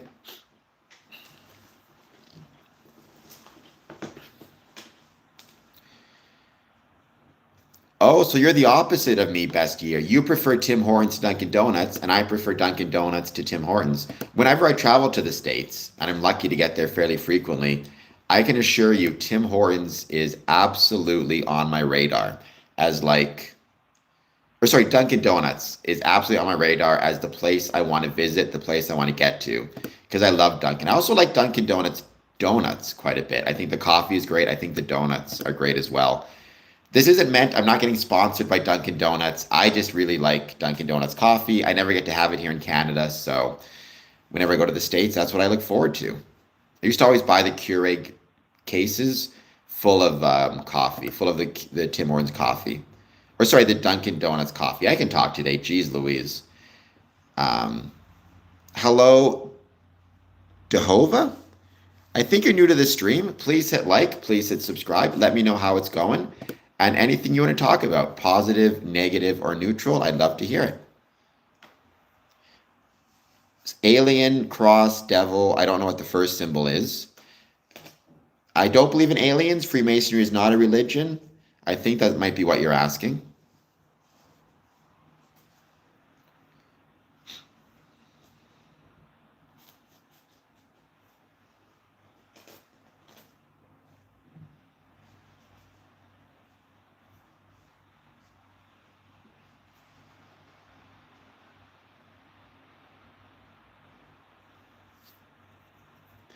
We're going to give it a bit of time. We're going to wait to see who else joins. Please hit like. Please hit subscribe. Thank you all for being here. And thank you all for supporting the channel. We've been seeing a lot of growth recently. I greatly appreciate it. Let's see if we can keep it going.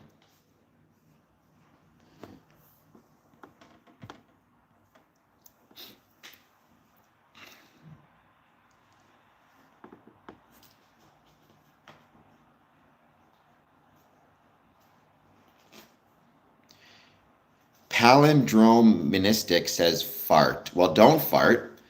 Or at least if you're going to fart, don't fart into the camera or into the phone because then I'm going to smell it and that'd be terrible because I know that's how smell works. What you should do instead of farting is hit the like and subscribe button and consider checking out and learning more about the Masonic Medical Research Institute. That is what you should do.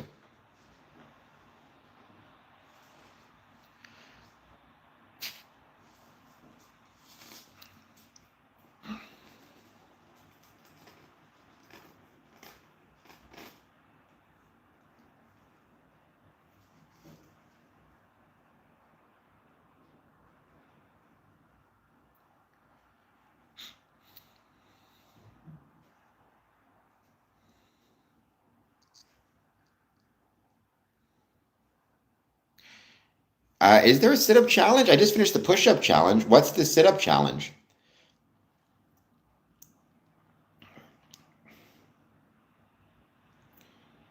What is the sit-up challenge? Because I mean, I know there are a lot of different challenges when it comes to physical health and well-being, as they should. I think the more we do in terms of our physical health and well-being, the better it is for our mental health as well. So yeah, absolutely. I hope that if there is a sit-up challenge, maybe you should do it and I'll do it with you, user. That would be really fun. So please take a moment, if you are just joining us, to hit the like and subscribe button. Learn more about the Masonic Medical Research Institute, and I'm grateful for everybody who's been here thus far.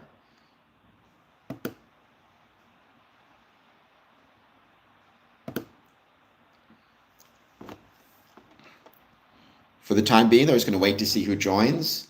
Oh, geez. I should put my camera out by the window. It is super foggy. Beautiful, but very, very foggy.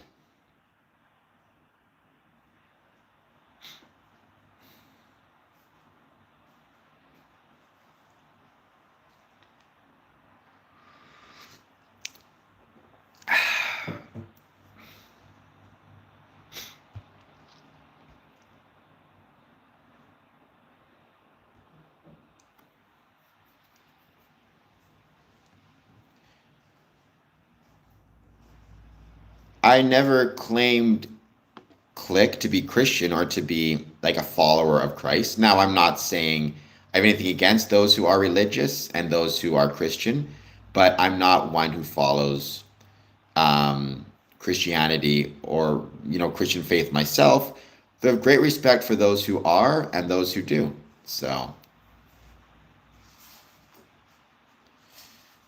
I do not know who Zitians are or Tanak is, the man known as JR, but, let me know what that means. BBR. Well, this channel talks about Freemasonry. I started this channel to promote the ways Freemasonry was and is relevant to the communities in which it's located. However, one of the main things that people don't understand is claiming that Freemasonry is religious. Freemasonry is not a religion. We have men of all different faiths who can join and do join, but Freemasonry is not in and of itself a religious undertaking. So we have Christian, Jewish, Muslim, Hindu, Sikh. BBR, I hope you will take a moment to hit the like button and the subscribe button. I'm not an atheist. I've said it before. My understanding is the supreme being is the rational nature of the universe as expressed through science.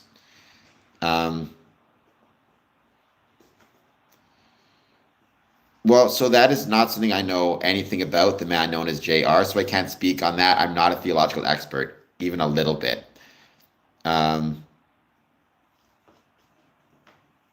We have women Freemasons as well. We have the institutional, we have the Order of Women Freemasons. There's co-masonry as well. So yeah.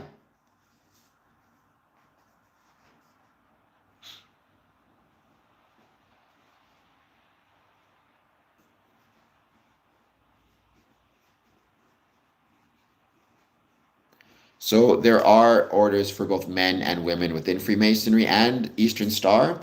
There's co-masonry, so there's orders for both men and women together, and then there's orders for women exclusive and male exclusive, or men exclusive.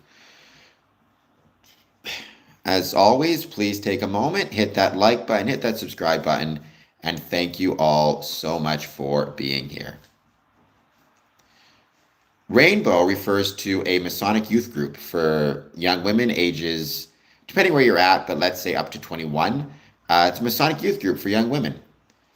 Well, I mean, I would say in the case of Eastern Star, they're not even different. They're just equal.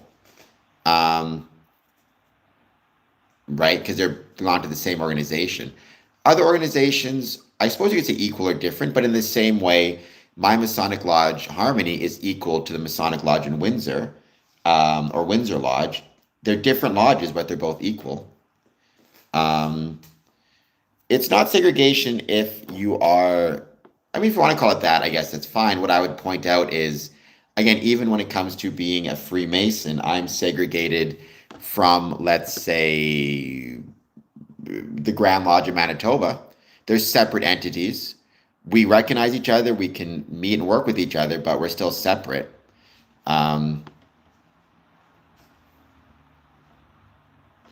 We do have the majority, that is true. The majority of Freemasonry is fraternal, for a variety of reasons, but that's not to say the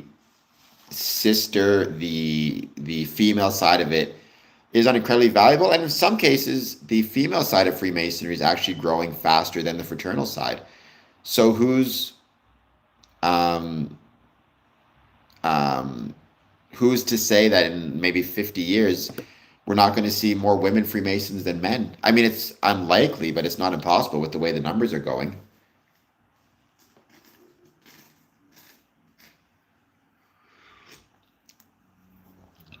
I suppose, but I don't think I would call the Order of Women Freemasons the B team. I think, or maybe that should light a fire under you to turn it into the A team. Like if I'm part of the B team if I'm part of a Masonic Lodge that's struggling and is like the B team of Masonic Lodges because it's struggling, maybe that is a motivation to make it the A team. Freemason's not secretive. I'm here talking about it right now, James Blackburn. So secretive can it be? Right? I mean, if Freemasonry was secretive, would I be on here on the YouTube talking to people about Freemasonry, my experiences within Freemasonry? Um, how did Freemasons start? Freemasonry started in the Middle Ages, the 16th, 15th, 16th, and 17th centuries. It evolved from stone Masonic guilds in the Middle Ages, right? And so you had stonemasons who were actual tradesmen. They built things out of stone, or they shaped stone for, human shelter and tools or whatever it is. But they were professionals. They had unions.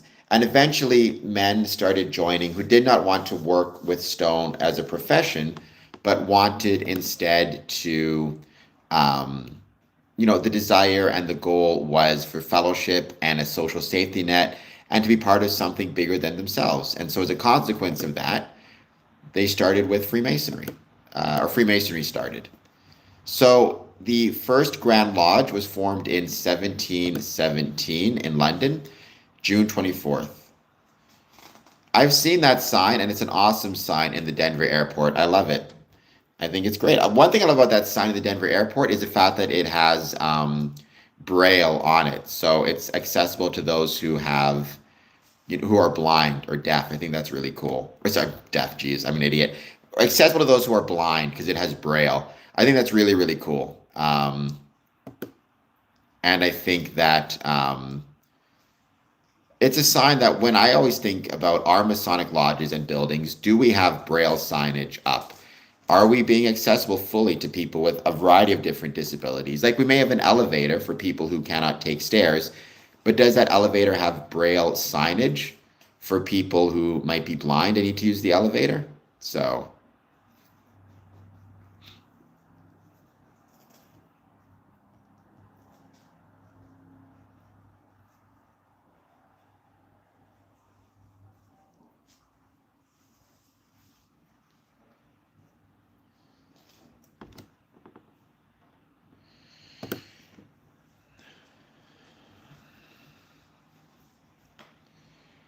well, I mean, there is the female equivalent. It's just smaller in numbers. But if you want it to be bigger, then join it and make it bigger, right? If you want something, it's up to you to create it. So if you want there to be a female equivalent that is equal in size and number to the fraternal side of Freemasonry, then join the Order of Women Freemasons or join Co-Masonry or join Eastern Star and make it bigger.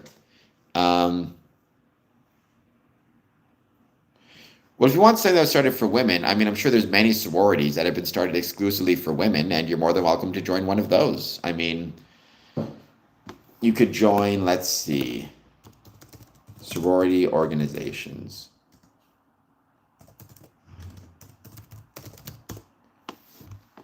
Um, Actually, let's try it this way. Women all exclusive organizations. National. Let's see what we got.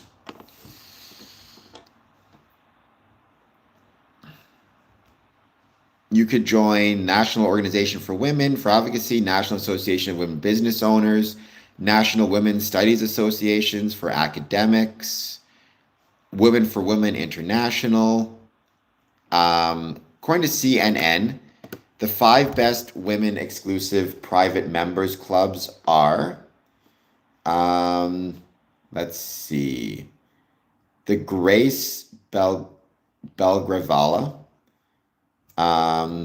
which is in London, the University Women's Club, which is also in London, the sorority,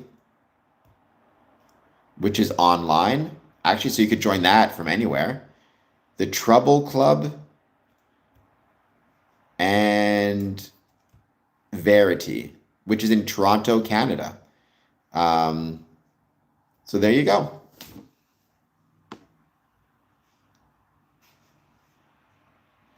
It is Mark. Well, I'll take it because most people think I look ugly. So I am very happy to be compared to Mark Wahlberg because most people say I'm an ugly looking son of a gun.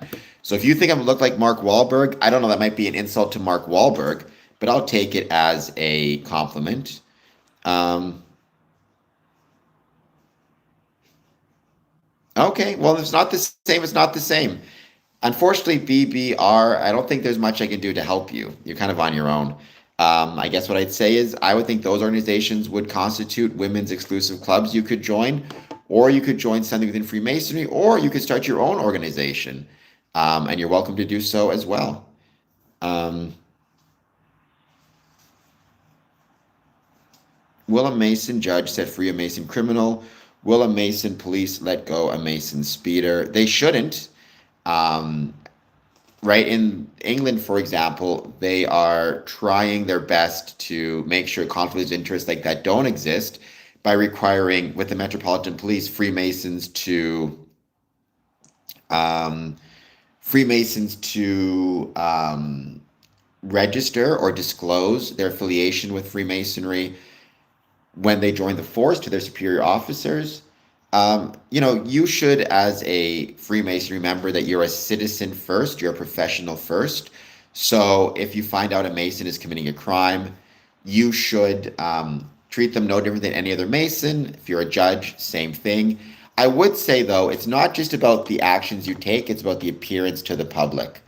Um, um, right? Because even if you're let's say you're a Masonic judge, you have a Masonic defendant appearing in court, even if you don't plan to or would not treat them any differently, I still think the appropriate thing to do is to recuse yourself from the case and ask a new judge who's not a Mason to take over the case. That way, there is no argument of bias one way or the other.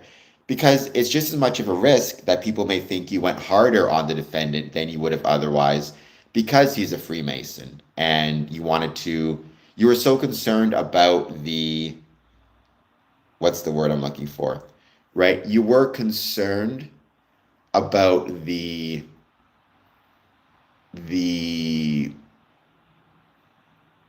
appearance of conflict of interest, that what you decided to do instead is go harder on him, right? So either way, you're looking at a real and significant danger of a real significant danger of conflict of interest appearing. So you're far better off to simply remove yourself from the case. Um,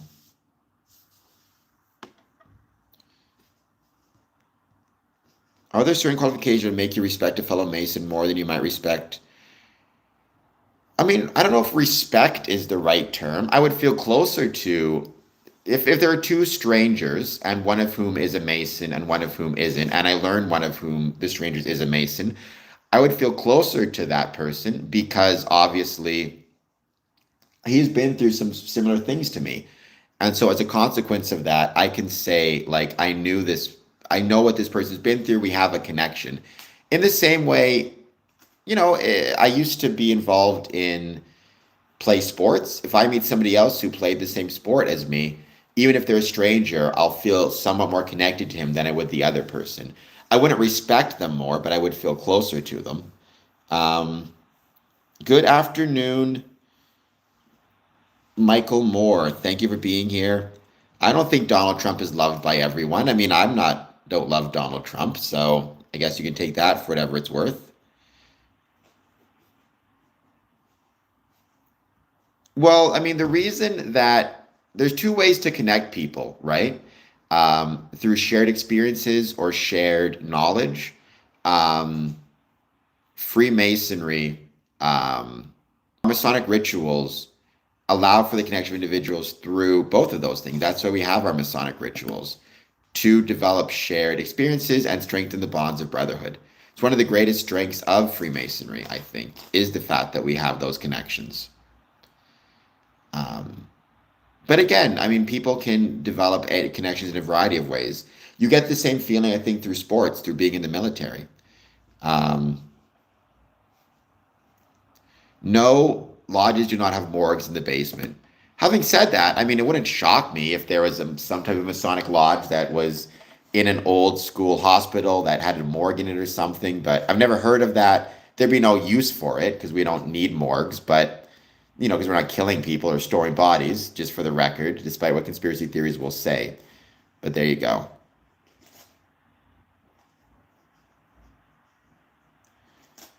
Hello, Yuriko. Thank you for being here.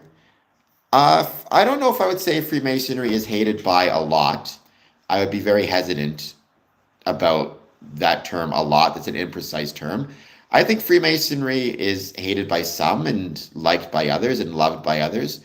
Those who hate it, I think, are falling for a lot of different hoaxes.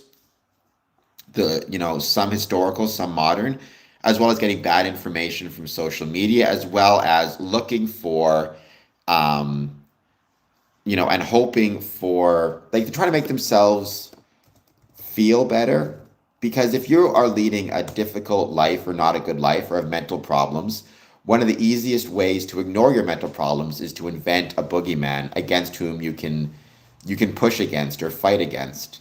Um, and so in this case, um, Freemasonry provides a very adequate and provides a very convenient scapegoat, and you can spend all your time on social media talking about how much you hate the Freemasons, and therefore you don't need to worry about, for example, your own problems in your life.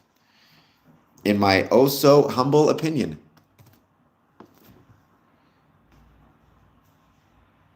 That's true, Yuriko. That's true. Well, they can expose whatever they want to. It doesn't affect my love of Freemasonry. So there you go.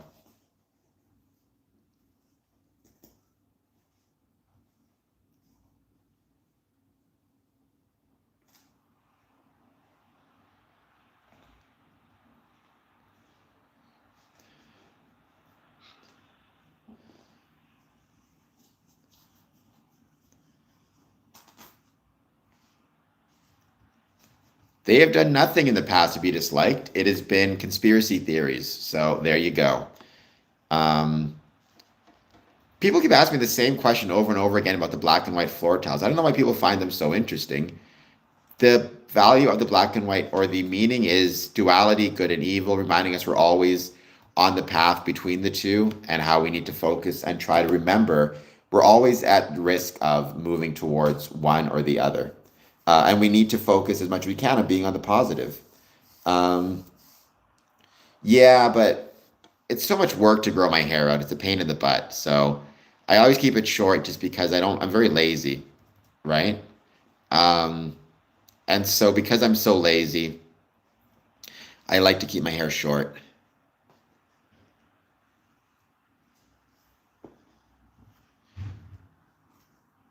I mean, I would say not the case, but anything's possible, Tomarter. In my experience, you seem to know much less than you think, but I guess we'll see.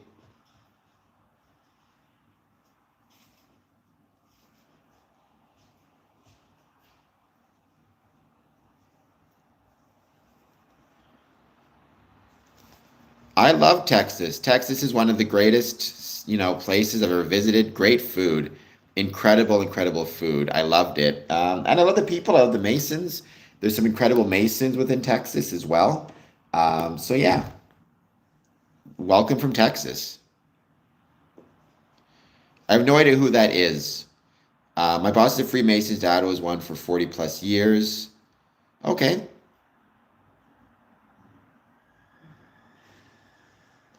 Yuri, hello. Thank you for being here once again. Everybody always asks. I don't know why people find that so interesting. Again, good and evil, dichotomy, duality. It's not an exclusively Masonic symbol for the record, but it is used in Freemasonry to represent that. In a lot of emulation lodges, it's called the mosaic pavement. And you gotta understand, not every lodge has the black and white checkered design. Many do not.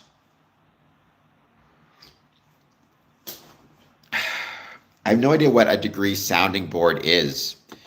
I've never heard the term degree sounding board, but okay. I am a third degree Master Mason. I'm also 18th degree Scottish Rite. Also worshipful master of my lodge, Border Cities Lodge number 554.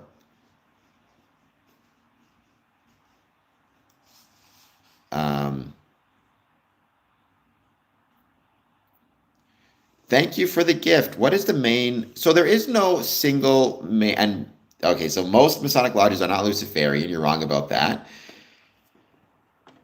What is the main goal of being a Freemason? There is no main goal of being a Freemason. Every Mason has to decide for himself what he wants the goal to be. For me, the goal is to try to make the world a better place through the application of brotherly love, relief, and truth. But everybody will have different goals and different views therein or thereon, right? The beautiful thing about Freemasonry is it allows individuals to determine what they want to get from it and for it.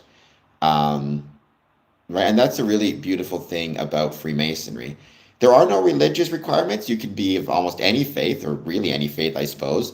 You have to believe in a supreme being. However, the nature of that supreme being is individual, and there are no political requirements. You can be liberal, conservative, left, right, center, whatever it might be. Um, because Freemasonry is often considered a fraternity.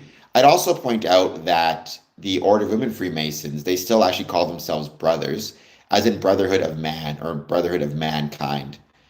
Um, well, I mean, if you don't, I mean, it's not about refusing. It's just if you do or you don't, right? If you don't believe in a supreme being of any sort, of any kind, there are some liberal Masonic orders, like in France, that you could look at joining potentially. But they all, I believe there are some in the Philippines and even in the States as well. Um, but I mean, if it's not like you join and then you pick a supreme being to believe in. You'll be asked when you're first applying if you believe in a supreme being. And so if you say no, I don't, then so be it, I guess. Unless, I mean, the term supreme being is fairly liberally defined. So it may actually be that you do believe in a supreme being, at least for the of purposes of Freemasonry. Um, so I would be hesitant to know what that means, to say you refuse to believe in a supreme being. Welcome, everybody. Please take a moment, hit the like and subscribe button. You are definitely not the supreme being. We do live on a spinning ball. I'm talking about Freemasonry. Today I was talking about the Masonic Medical Research Institute. Now I'm just hanging out and chatting. By the way, consider doing a super chat. Consider supporting the channel. Leaving comments on videos, all that stuff helps out big time. Common sense. Well, I mean, it depends what degree you're in, right? So if I'm in the first degree, we use the first degree tracing board. A lot of jurisdictions nowadays don't use tracing boards at all. I actually did a great interview with a gentleman named Julian Reese, an author. He did a book about tracing boards. So there is no corruption in Freemasonry. There's corruption in individuals, right? But that's human nature. We're all corrupt sometimes. Freemasonry is not a global order, right? There's Freemasons around the world, but it's decentralized. So what that means is there can't be any widespread corruption because it cannot spread beyond whatever jurisdiction it's in.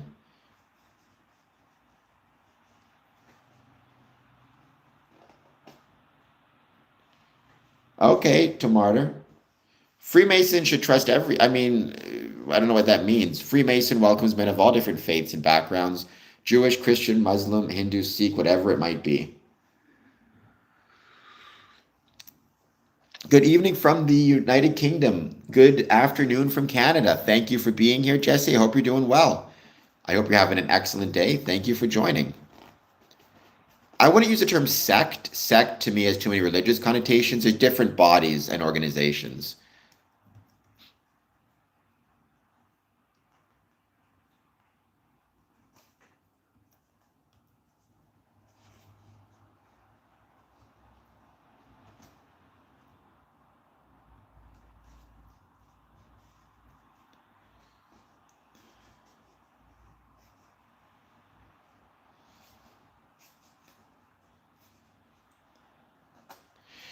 Well, we have what are called modes of recognition. Um, right? Modes of recognition, they date back to our operative stone Masonic forefathers, if we're going to use that term, who had different grips, tokens, words, whatever it might be, as a way to demonstrate that they were stonemasons and they were well skilled and were not Cowans in point of fact. So they would travel around to the different job sites and they would have these grips or tokens to demonstrate their capacity and the fact that they are legitimate. It's like your traveling stonemason, right? We adopted them as ways to continue those traditions. and as a way to, again, confirm someone is or isn't a Mason, because you could have a Masonic ring, that doesn't mean you're a Mason, right? You could have a Masonic hat, that doesn't mean you're a Mason. That's not how it works. I do not know what the middle path is to which you refer, but I think Freemasons would generally encourage temperance or moderation, um, right? I would assume.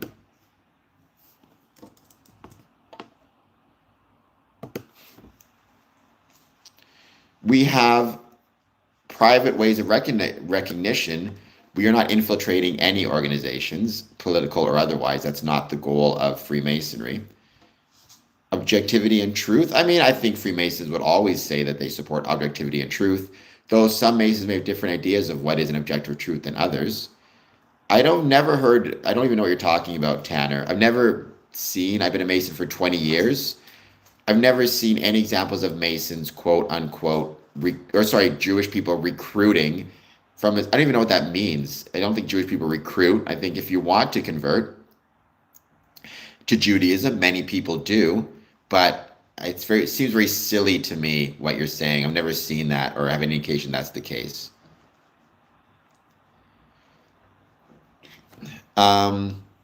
My opinion, Armored, my opinion is you should hit the like and subscribe button. I mean, to my knowledge, you're not excommunicated. To my understanding, if you are a Freemason, you cannot take communion in a Catholic church, which I don't think is the same as excommunication precisely. Um, I rather it not happen. Obviously, I think it comes from a misunderstanding by the Catholic Church of what Freemasonry is. I'm hoping one day, at some point, people will reconsider and maybe, or the Catholic Church will reconsider it. Having said that, it is their organization, it is their church. They are right to do as they please, right? There's nothing you can do otherwise. So be it. All I can do as a Freemason is try to live my life in such a manner and in such a way as to demonstrate that Freemasonry is not what, for example, the Vatican may consider it to be. As a way to maintain the bonds of brotherhood, Travis, there's two ways to create bonds of brotherhood: shared experiences and shared knowledge.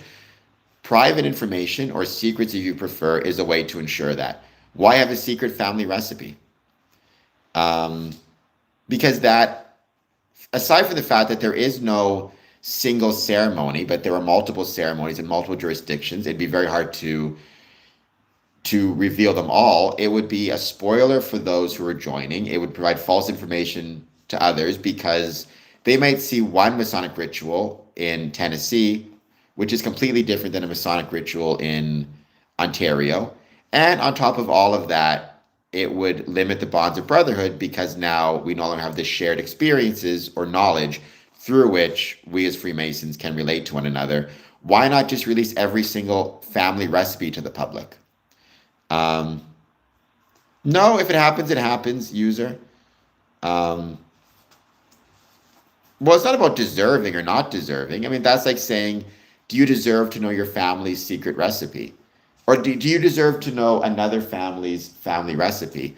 It's not about deserving or not deserving. It's a family recipe. It belongs to the family and it's theirs to do with as they see fit.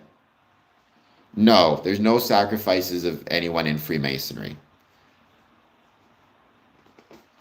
I believe in operating in logic and logos. I would say Freemasons, I mean, every Mason has his own understanding of what they believe in a religious context or theological context. And I think when you talk about divine and in tune with God, there's an implication of religion therein. But I think in general, logic or reason would be Masonic ethical considerations. Um, Once again, please take a moment, hit the like button and the subscribe button. Um, I'd very much appreciate it. We do not, I've never seen any mock human sacrifices during any Masonic rituals. Born in Canada, my dad's from England, my mom is Canadian a few generations back. I think eventually it gets to Dutch, I think, at a certain point.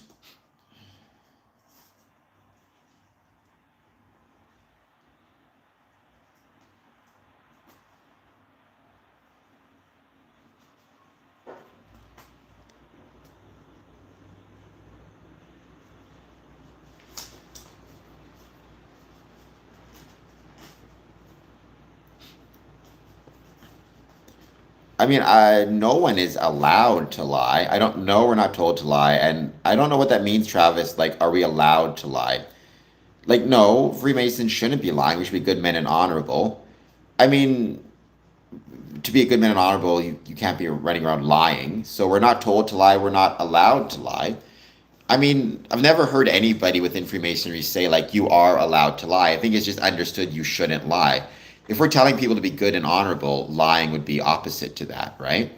Um, I've never been invited to Bohemian Grove, Armored, Stoic, because Freemasonry has nothing to do with Bohemian Grove. By the way, please hit like, please hit subscribe.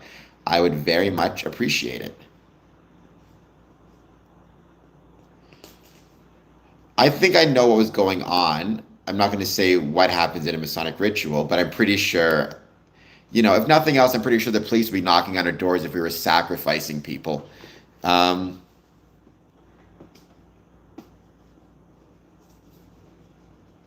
I mean, oversharing is an issue, right? I think we, as a society, need to always remember that we do have we do have a right individually to not just privacy, but to secrecy, security, to understanding and keeping part of ourselves separate from the world. That's okay. Um, I think that's perfectly fine. It's not a fake sacrifice. Again, never seen any sacrifices in a Masonic ceremony, fake or otherwise.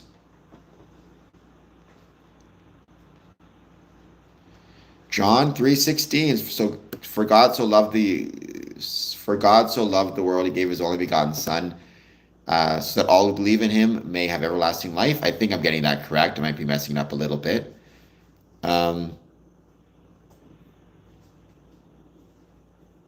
I no, you don't have. I don't know what Christian, whether you're christened or not, has nothing to do with Freemasonry. So you could be christened or not christened and be a Freemason. Freemasonry is not a religion. There's not a religious requirement to join. It's a believer in a supreme being, but that's about it.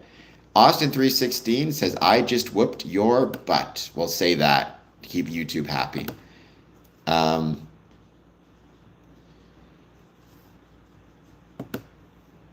if you want to learn more about Freemasonry, the best thing to do is join Freemasonry, and that's how you can learn more about it. Don't rely on people on the internet, because you're going to get good information and false information. And it's one of those things where if you don't know and you get never joined, you're never going to know. There's lots of clandestine lodges out there.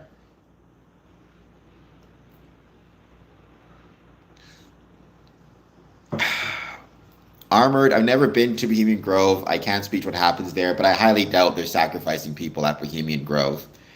So there are no Freemasons in Iran.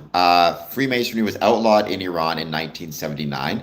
There is, and there are, within Iran, outside of Iran, there is what's called the Grand Lodge of Iran in Exile, which is primarily located in Los Angeles. So it's Iranian Masons who've been exiled and do meet in Los Angeles, to my knowledge, but they may still have families in Iran. They themselves may live in Iran and just not, be involved with Freemasonry at all. And then there's also a lot of Freemasons in the Middle East. So my thoughts are with all of them at the moment. No, the Freemasons do not want to take over Iran. That's dumb. Travis Lundy, you are a dumb person.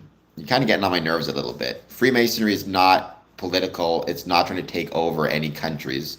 I'm sure it'd like to exist in Iran, as it would like to exist everywhere, but I would like to see Freemasonry exist in Iran, not as a political entity, but as a civic group. But that's not my decision to make. I guess it'd be up to the Iranian government, whatever new one comes in. You do not have to be invited. You can ask to be one, ask one.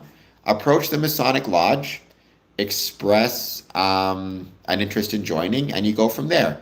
Takes a bit of time and there's a process, but the initial phase comes from you and your desire to join. Of course not. 20th February, that's insane. America is the reason for all the problems in the world. That's just a silly statement. A very silly statement.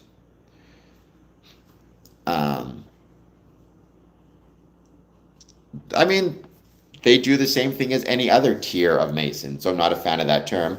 They go to work, they support their families, they go with their friends, they watch TV. If you're talking about any Masonic responsibilities, then, if they're the worshipful master of a lodge, they may prepare the lodge meeting, make sure the minutes are ready, make sure the documents are prepared. There's a lot of different things that they may or may not do, but they do what you do on a day-to-day basis. Well,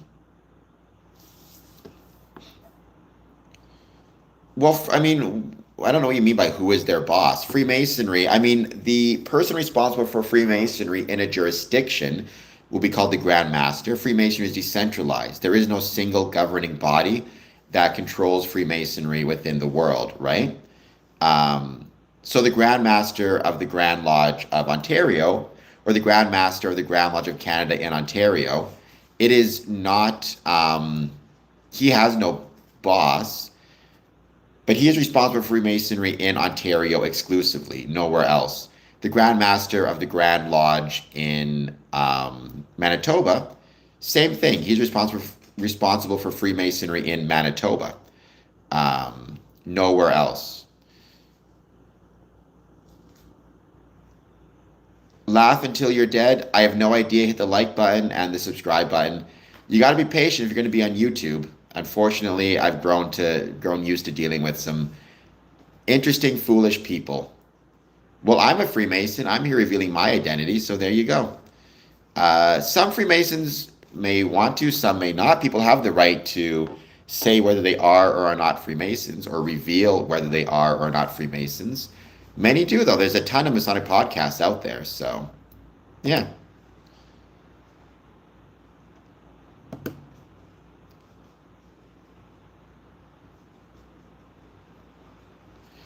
I am the highest degree in Freemasonry. I'm the 3rd degree Master Mason. I'm also 18th degree Scottish Rite. I'm also a Worshipful Master. In order to advance from one degree to another, you have to usually pass a proficiency. Your lodge will decide if and when you're ready, and then you pass a proficiency and you go through a Masonic ritual. And then to get from office to office in a lodge, it's really about the work that you do and the dedication you put into it. So, Saskatchewan. I grew up in Manitoba, so I say boo Saskatchewan. Trump is not a Mason, to my knowledge. Well, not good, Dan. Then please hit like and subscribe button. I'd very much appreciate it.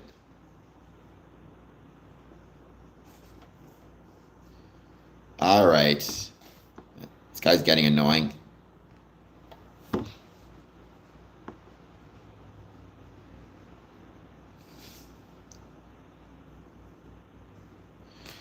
I mean, I can't speak to what you've read about Freemasonry. There are no dark arts in Freemasonry. I would suggest what you've read about Freemasonry that is negative is not true, for whatever it's worth. The Buffaloes. Okay, I've heard of the Buffaloes, but I don't know much about them. So I can't speak too much about, quote unquote, the Buffaloes, other than to say, I think society in general does better when when civic institutions, including but not limited to Freemasonry, are powerful or at least relevant in society. Maybe not powerful, that's the wrong term, but relevant in society. Hello, Mexican Tomo. Please hit like and subscribe. I do not support Satanism. Freemasonry has nothing to do with Satanism. Please hit like and subscribe. Well, fair enough. Mehdi, please hit like and subscribe. I don't know if Freemasonry built the West, but Freemasonry was a building block of the West, one of many. I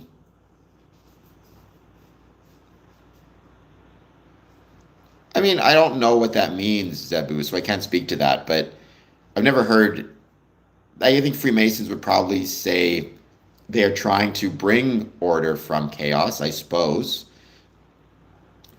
Well, the Scottish Rite is not more significant than the York Rite side. It's not more significant than the Shrine. It's not more significant than Craft Lodge. It's not more significant than Eastern Star. It's simply another appendant body. It's because conspiracy theorists and people who don't know what they're talking about try to imply that the Scottish Rite is somehow the most important, even though it's not. It's co-equal to all the other appendant bodies and to the craft lodge. Well, Mehdi, you don't have to stick around, but you're incorrect. Um,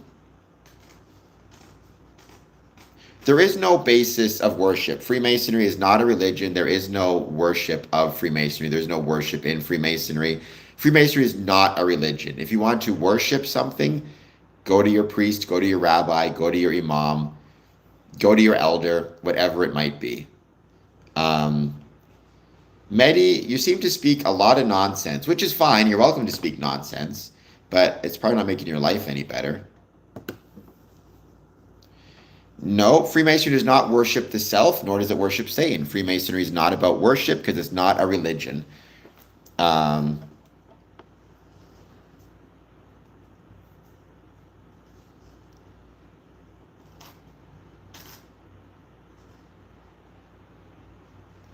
no, we do not believe we are bearers of order. You guys got to learn to listen better. Rather, I would say Freemasonry, if you were to ask Freemasons if they are more on the side of order or chaos, I suspect they would say it's order, which does make sense. Like to gather, ceremony, meetings, all that stuff is an example of order. But we're not the keepers of order. Like everybody is, I suppose, to the extent that they act in a manner that is orderly, kind, friendly, generous, rational, could be argued to be a keeper of order. It's not a uniquely Masonic idea. Um, there is no Masonic constitution. There are many Masonic constitutions. There's a constitution in Ontario, a constitution in Manitoba. If you want to look at the earliest constitution, you could maybe use the constitution in you could maybe use the Constitution of Anderson in 1723. If you want to go further, the Regius poem. So mirth is not king. I don't know what that means, but no. I mean, there is no Masonic king. If you live in England, you have a king, King Charles. Within Freemasonry, we are encouraged to be responsible and respectful of authority, including, monarchical authority, as a general rule. If you're in the States, though, you have no king, for example. Hello, Mr. Young. Thank you for being here.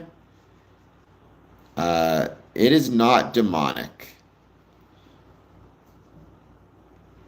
No, I'm not being a liar. Right? So, Zebla, we are not the bearers of order. We are simply, again, we provide order to the world, I think, but not exclusively Masonic. It's simply, I would say, anytime you have a group that meets and enjoys one another's company and has scheduled structured meetings, it is a more orderly than chaotic aspect. That's true. I could have used Canada as well. I just used England because I used England, but yeah, Canada, here's our king also.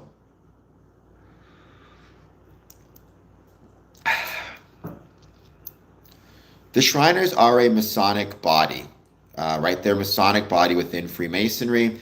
They're the guys with the little hats and the little cars. They also organize children's hospitals around the world, Canada, the United States especially. So to be a Shriner, you must first be a Freemason.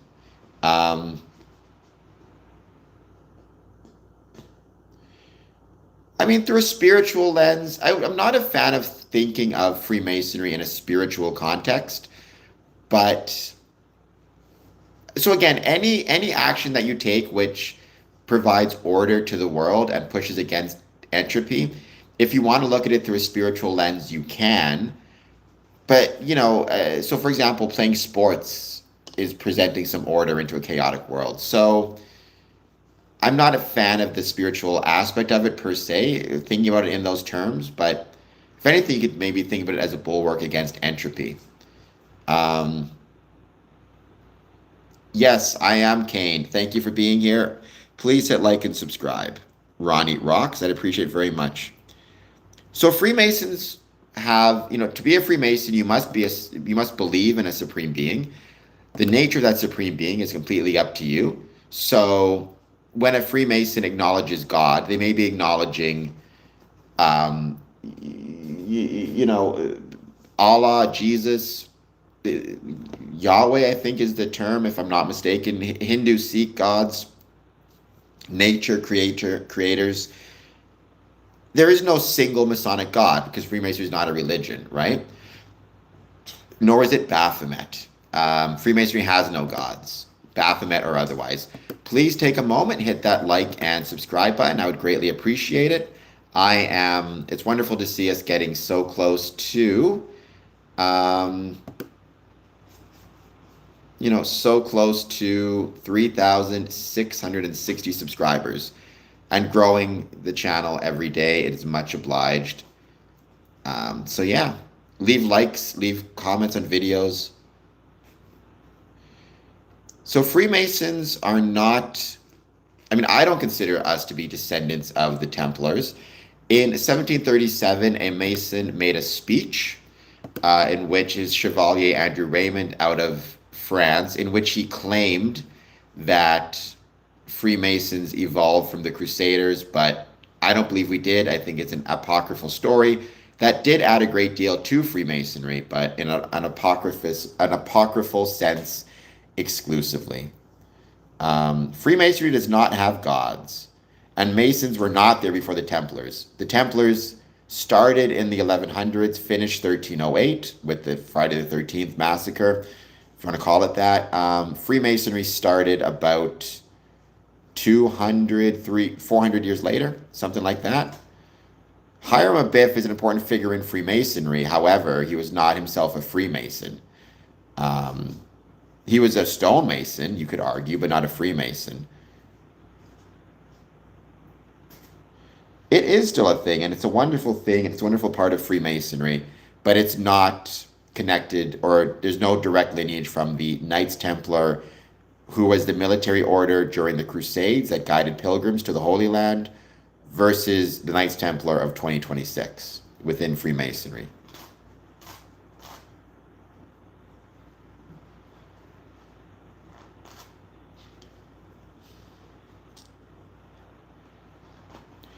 You are welcome, Stephen. I hope that if you're enjoying it, like I said, you'll hit the like button and subscribe button. And I hope that you will share this stream with others, leave some comments on videos, follow me on social media, all that jazz. Helps out big time. Whether I'm gay or not makes no difference to being a Freemason. We have men of all, gay or straight. So.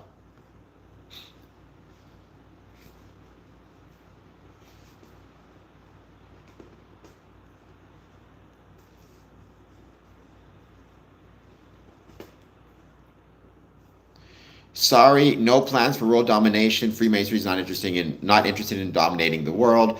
We're mostly concerned about what we're going to have for dinner tonight. So there you go. We have women Freemasons. We have the Order of Eastern Star, Order of Women Freemasons, and co-Masonry as well. I do not know who they are. Again, you can't speak of Freemasons as they or them or like they want or anything like that. Freemasons are individuals. We all have different opinions. I'm not a fan of accelerationism by any means. Maybe some Masons are. None I've ever met. I would say we're doing our best to actually avoid, as a general rule, accelerationism by trying to help those around us for as long as we can and remain, keep society focused for as long as we can on a positive, good trajectory, trying to build things better, if you will. Whether I am or not doesn't make a difference as well. I could be Jewish, might not be, would not make a difference for being a Freemason. I know the modes of recognition to being a Freemason, which is really relevant and useful exclusively within a Masonic lodge meeting, not for politics, power, fame, anything like that. So there you go. Albert Pike was certainly racist. At least once upon a time he was. It's interesting because it seemed like as he got older, he became more and more mellow and less racist, if you will. So I don't know. Did he promote a superior? He certainly had racist tendencies. There's no question about that. No, we primarily wear aprons in honor of our stone Masonic roots. You don't. You have to use your judgment and common sense and take the risk because you can never know anything 100% for certain, right? When I'm sitting down next to somebody on the bus, for all I know, they could have just got out of killing, or mass murdering people and just got away with it. How would I know? You have to use, you can't just go through your life assuming the worst thing about the people around you. You'll drive yourself crazy.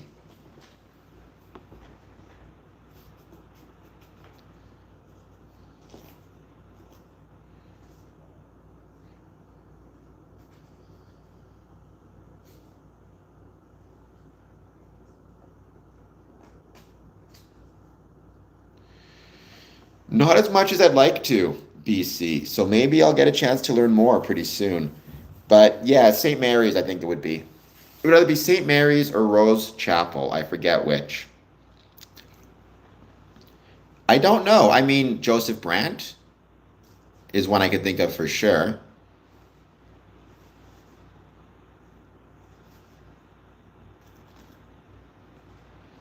Maybe. Sometimes people are very good at hiding their truth and who they are. You have to kind of just use your best judgments and common sense and not assume the worst.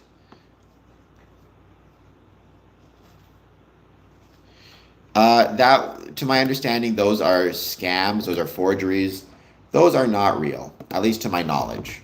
And I don't think they are. Based on what I've seen of them, they're fakes, they're not legitimate.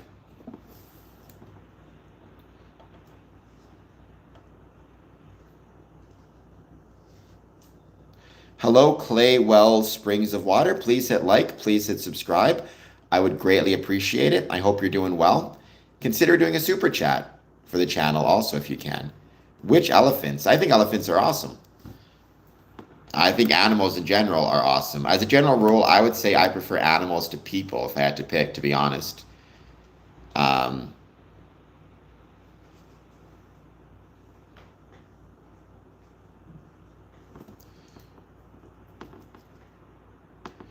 Again, we got some religions, Christianity in the chat. There are many Freemasons who are religious. I think is awesome. Freemasonry welcomes men of all different faiths and backgrounds and beliefs. I've never seen any tunnels under any Masonic lodges. Now, there are so many Masonic lodge buildings in the world that it's certainly possible. I wouldn't be shocked at all if they ended up being some Masonic lodge, some tunnels under lodge buildings. None I've ever seen. I'm not really sure what the purpose of them would be. I can say I love animals while eating their flesh, uh, because I'm an animal myself, right? I would love a lion as it was eating me. So in the same case, I can love a cow while eating the cow. I don't know what aura is. Some maybe, some do, some don't. I don't really know what you mean by an aura. Do you mean like charisma?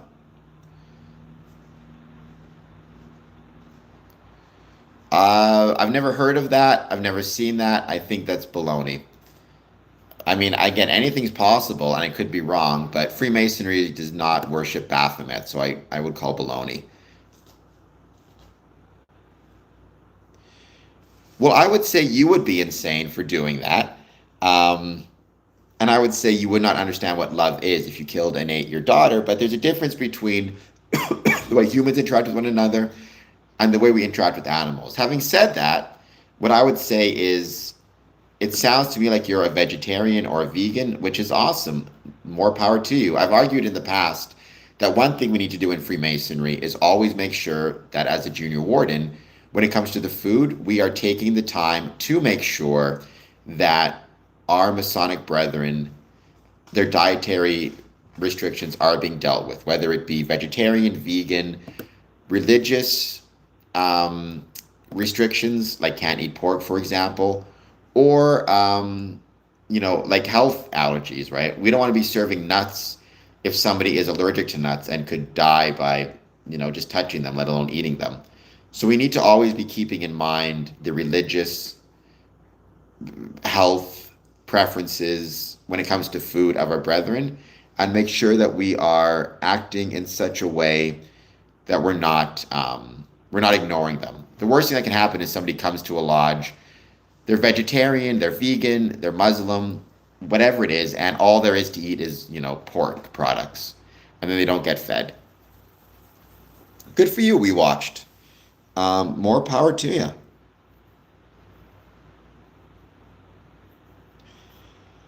I would say it's not about control. People have the right to their religious beliefs, and if it brings them a sense of peace and comfort, then more power to them, whether it be Christianity or anything else.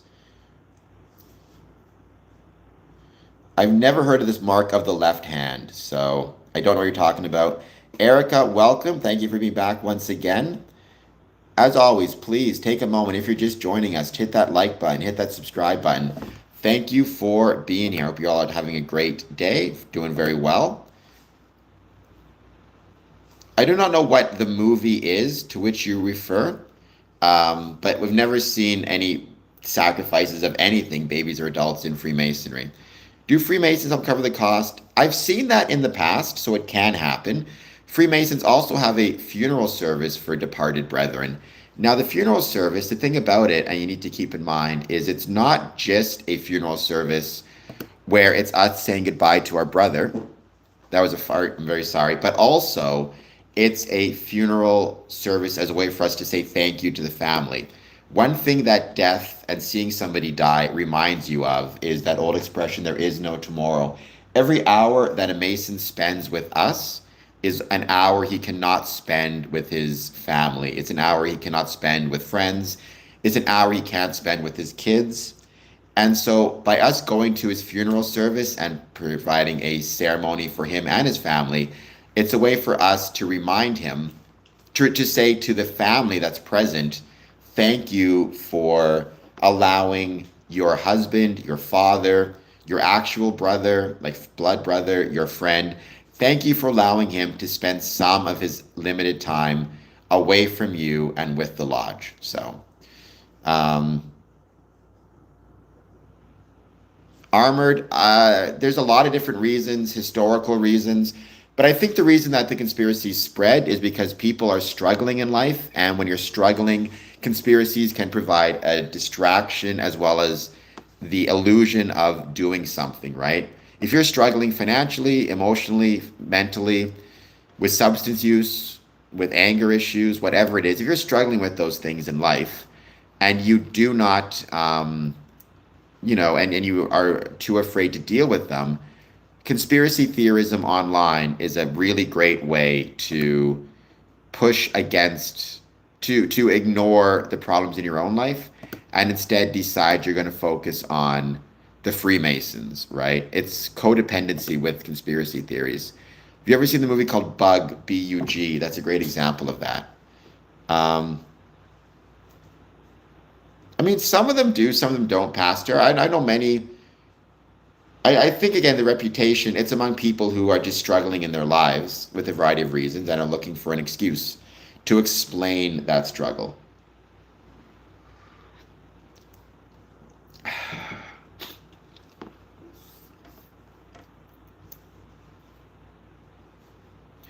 We do not work for evil. I've been a Freemason for just about 20 years. I've never worked for evil. I don't think Freemasonry does either. You can disagree, Suli, but you're wrong. I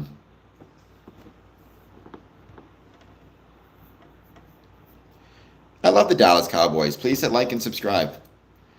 Not everybody saw that message, so that's going to sound weird. But there's a message on there about the Dallas Cowboys for some reason. We're going to give this stream a little bit longer. Then I'm going to be finishing this off because I got a bunch of work I got to do. And I got a meeting tonight at the Masonic Temple. I can't make any promises, Tom Foster. I cannot make any promises. Please hit like. Please hit subscribe. I would very much appreciate it. Well, Israel, please hit like and subscribe. I do not know what the Gulf of Token is. I do not worship Lucifer. Freemasonry is not a religion. We do not worship whatever it is. We not worship Lucifer nor anything else. It's a civic space. It's a community space. So you need to keep that in mind.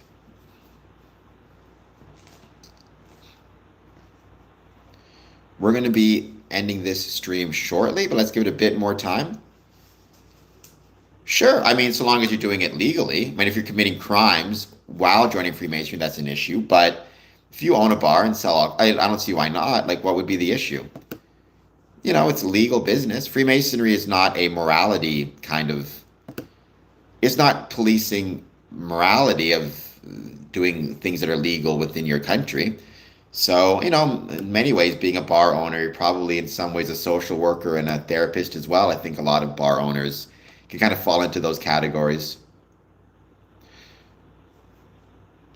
I mean, it's called a Blue Lodge. I don't actually know why it's called a Blue Lodge. Hold on just one second. Let me see.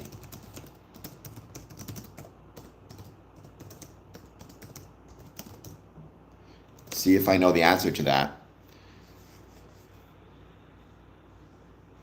Oh, I guess it's just the blue color in the aprons and room decorations. There you go, distinctly trimmed blue.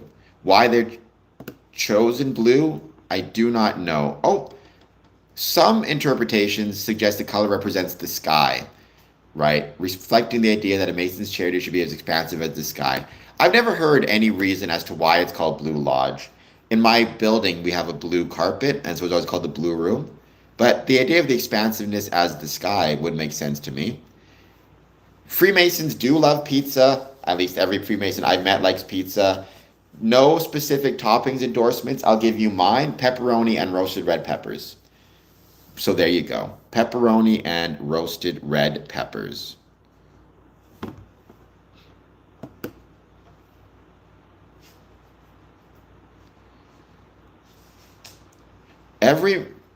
Not a fan of Albert Pike. Ethan, please like and subscribe.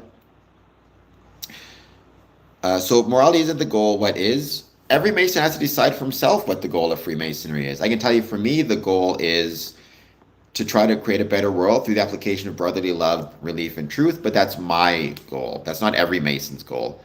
For a lot of them, the goal is nothing more complicated than a desire to belong to a group and a desire to hang out with people. Which, if you wanted to tell me what is at the base of Freemasonry, it's the belief that it is worth spending time with other people, right? Which is a pretty decent belief to have, to be honest. Well, American Freemasonry isn't even the same throughout America. There's differences in Masonic rituals between, say, Tennessee and Texas and Louisiana. Freemasonry is not centralized. There are different rituals and different constitutions and different leadership, state by state, province by province, country by country in some cases. Then you also have order by order, Prince Hall to AF and AM. I'm Scottish Rite. Well, some police officers are Freemasons, but that doesn't mean police are involved in Freemasonry. It means police officers may, in their social time, choose to join Freemasonry. Basically, that's not too far off of it. That's basically what it is. A boys' night out. Just with a lot more formalized bells and trappings to it. But it depends on the purpose of the meeting. It could be an administrative meeting, the purpose of which is just the administration and maintenance of the order, right? So that could be reading of correspondence, minutes, filing documents, paying bills, Masonic education, or it could be a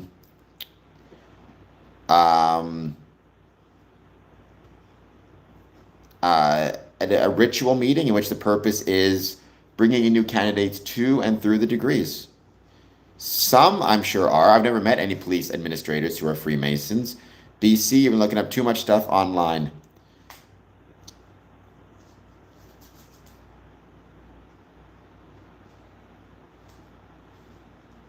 Other than order, when you say what do you specifically attend to, do you mean me? Like, I like scary movies, I like sports, I like professional wrestling, I like to read when I get the chance, but I've been so busy. Um,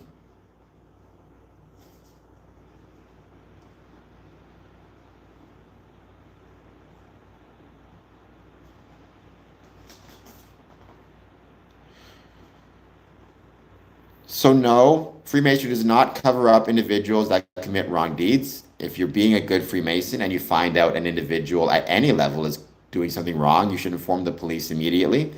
And if anyone's in danger, you should call 911, period.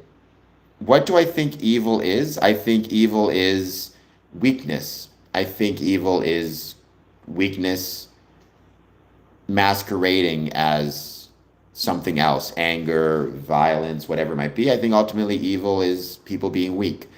No, we are citizens first, so my Masonic duties do not go above my duties as a Canadian.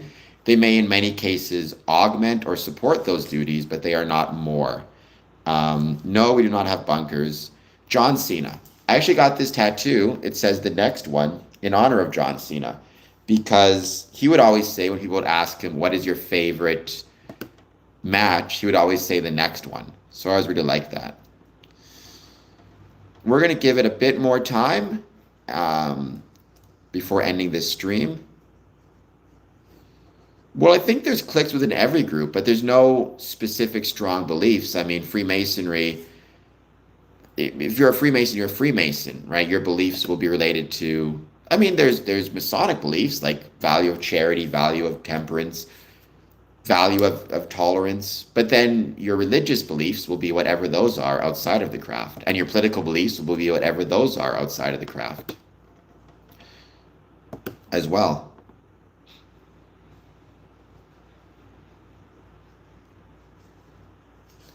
No plans for New World Order, no plans for the Great Reset. I've known many unemployed Freemasons, so no, that is not the case. Sorry to disappoint.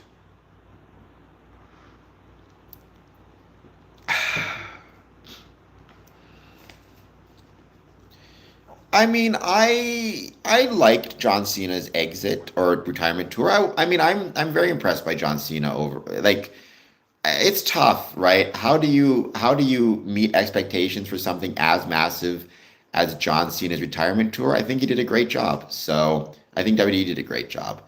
I mean, he'll be missed within the world of professional wrestling, but when you consider all he accomplished and all he continues to accomplish in the entertainment world, nothing but respect for him and to him, right? Um, no, not any famous people or Freemasons yet, but I know a few. Like I know of them, but never met them yet. You have to purchase it. I mean, some lodges may gift you a ring or give you one from your family, but keep in mind, just because you have a ring, like your dad is a Freemason, he may give you a ring. Keep in mind, just because you have a ring doesn't mean you're a Freemason. Many non-Masons will purchase rings at stores or whatever it might be, right? So you need to keep in mind that just because you have a ring doesn't mean you're a Freemason. You still have to do the proper examination of somebody, ask them questions, learn about them to figure out if they are a Mason or not. Just relying on a ring is not good enough. I don't know what that means. Suspecting Masonry of what? People can leave Freemasonry and they do so all the time. It's kicking out usually for non-payment of dues, or sometimes if they commit a criminal offense, right? Because then they're not being good citizens, which is anti their Masonic responsibilities.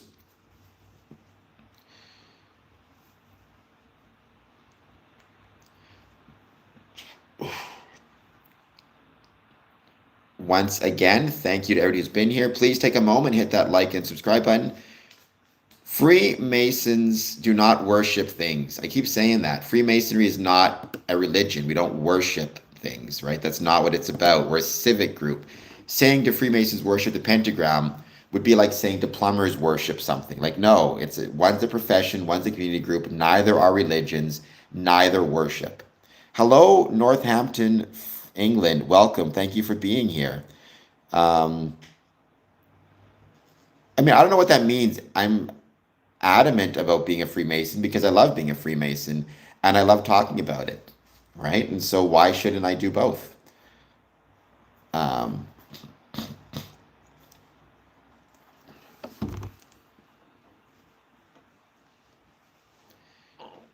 it's one of those things where if you find something you love, and many people don't, then you should maybe show respect to that thing by pursuing it, promoting it, enjoying it, taking part in it, being active in it. Like, why would you not? Oh, BC. Well, you keep saying that, you're wrong, but so be it. Dumb people got to be out there in the world too. No, the colors don't matter. I mean, the colors may have personal kind of value, absolutely. So it may certainly be the case that, let's say I don't know, you were initiated into a lodge that has a red carpet. You may choose to get a ring with a red background for whatever reason, because of the carpet, and red is a special color for you. Your favorite color may be blue. Like, who knows? There may be a personal meaning for it, but that doesn't mean that it has meaning beyond the personal. Um, no, if something is political, it cannot be Masonic by definition. In fact, we are not allowed to discuss we are not allowed to discuss politics or religion while in a Masonic lodge. So you need to keep that in mind. Well, it's important to talk about because I love it. When you say why is it important, I mean, I don't know. Some people come on stream every day and talk about their favorite movies. Are the movies important? I mean, they're important because people like them and care about them and want to talk about them. Look at Cultaholic for professional wrestling, right? It's important. Professional wrestling is important enough for them to want to talk about it every day. Now, does that mean it's important to everybody or important in like the grand scheme of things? I have no idea. But I love it, and so I want to talk about it. People create YouTube channels for all sorts of different things. Also, this may help me turn my passion for Freemasonry into a profession, and I'm grateful for that as well. Um,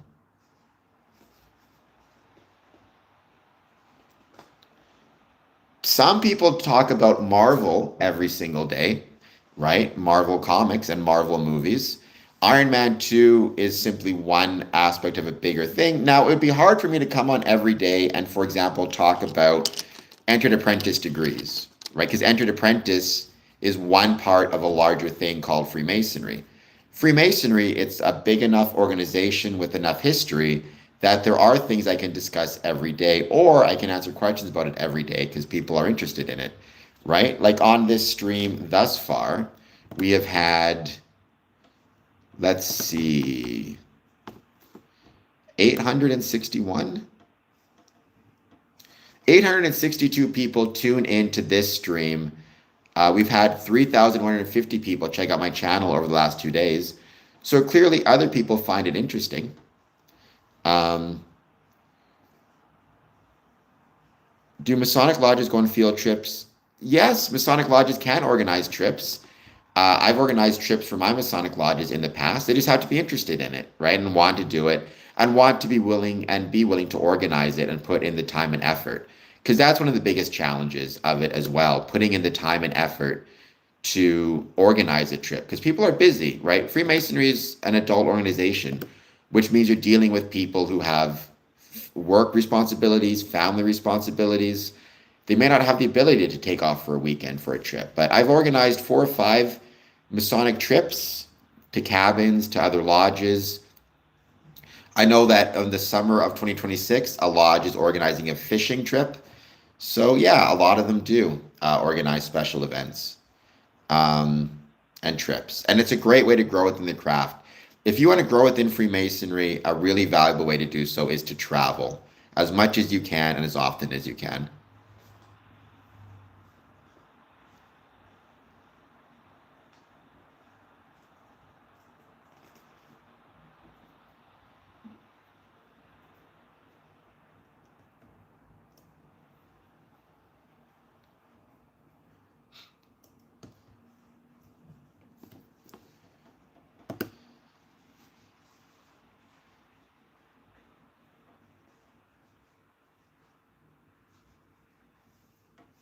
Lodges do way more than just get together and hang out secludedly.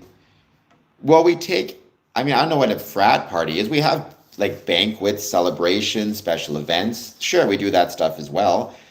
I mean, part of Freemasonry is administrative, part of Freemasonry is ceremonial, and part of Freemasonry is social. And all of them are important, all of them matter, all of them are relevant and necessary to the craft. They cannot be a situation of, if you have a lodge that is exclusively focused on degree work and not focused on anything else, then it's going to suffer. If you have a lodge that's exclusively focused on social activities without the administration, same thing. Um, sure, yeah. I mean, I know Freemasons who are also Oddfellows and Elks and Knights of Columbus, believe it or not. Things can get heated, but we remember all the time that we are brothers first and foremost. And conflict resolution is definitely a skill that Freemasonry encourages. I mean, Hell's Angels is an illegal organization, so I would not, if you were a Hell's Angel, you probably could not be a Freemason because Freemasons are meant to and expected to be respectful of the countries which they live, including the laws of the countries in which they live. Um,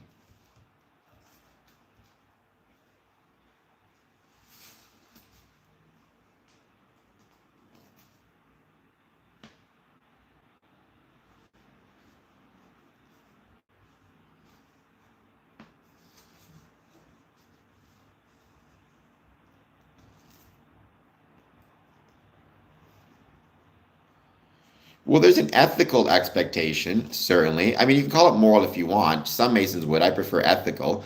Right. One of the things within Freemasonry is you are expected to obey the laws of the country in which you live, and illegal acts would not do that. In fact, since the earliest times, since the Regius poem, it's been understood that if you are a Freemason and you are committing a criminal offense, other Masons should turn you into the proper authorities, lest you bring your brothers into disrepute and the craft into disrepute. Um, well, I mean, if you do something and you don't get caught because nobody knows about it, then I guess you get away with it. I don't know. I don't know what exactly you'd have me do in that situation. If you don't get caught, you don't get caught. Um, if I, as a Freemason, catch another Mason committing a criminal act, then I should call the police. Um,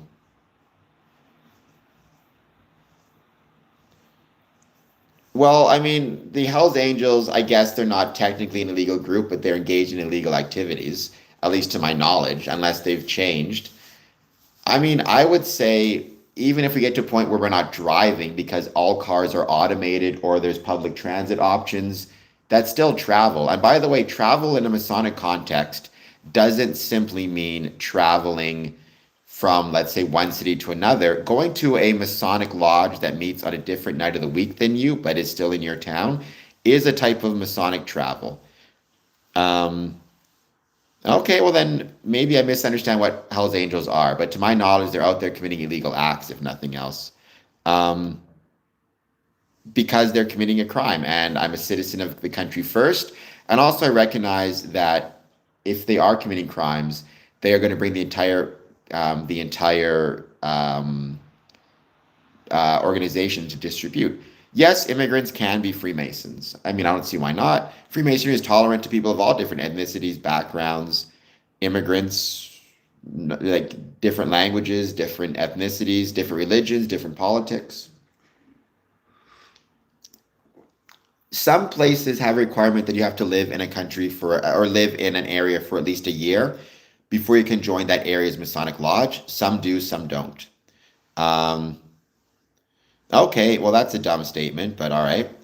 Um,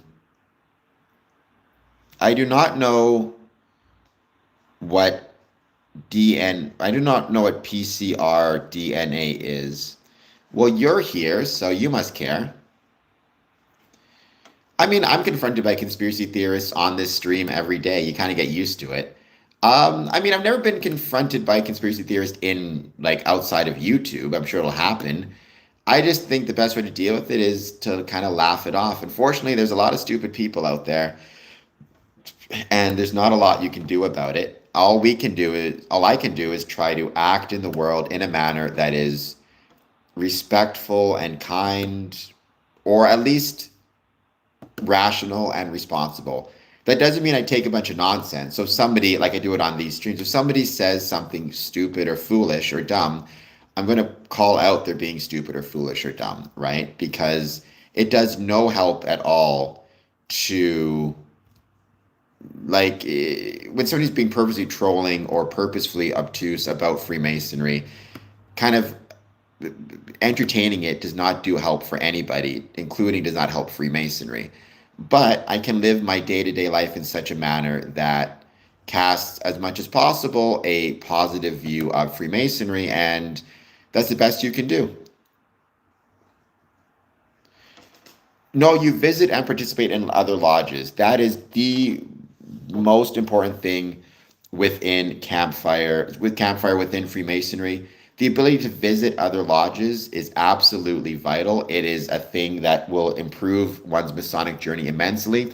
I would not have the passion for Freemasonry I do, or the interest in Freemasonry that I do, were it not for Freemasonry, were it not for the ability to travel, visit, and participate in other lodges. I'm a member of 5 Masonic lodges, and I am traveling 5 nights a week to different Masonic lodges. In fact, I'm going to be visiting a lodge tonight.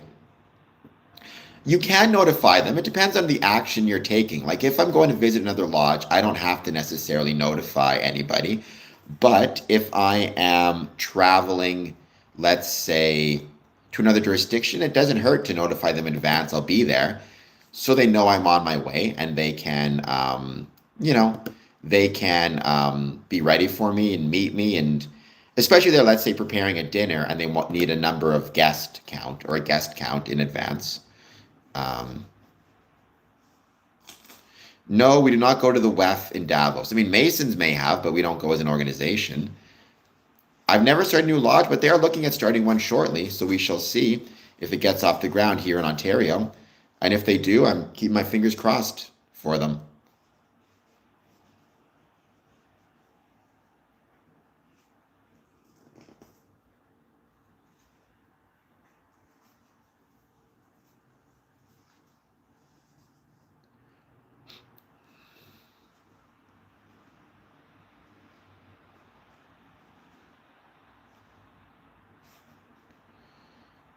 What do I think about the Shriners? I think the Shriners are awesome.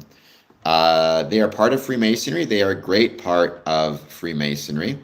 They are a appended body. They do a ton of charitable work, a ton of public-facing work.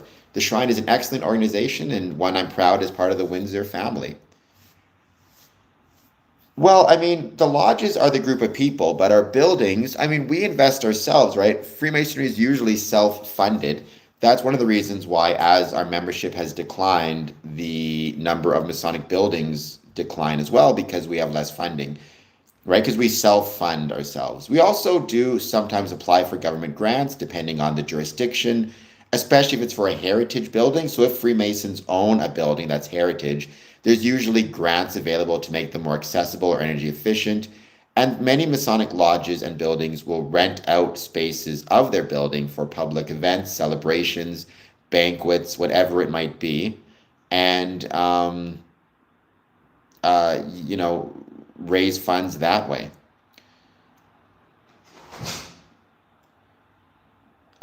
It depends, campfire, on the lodge.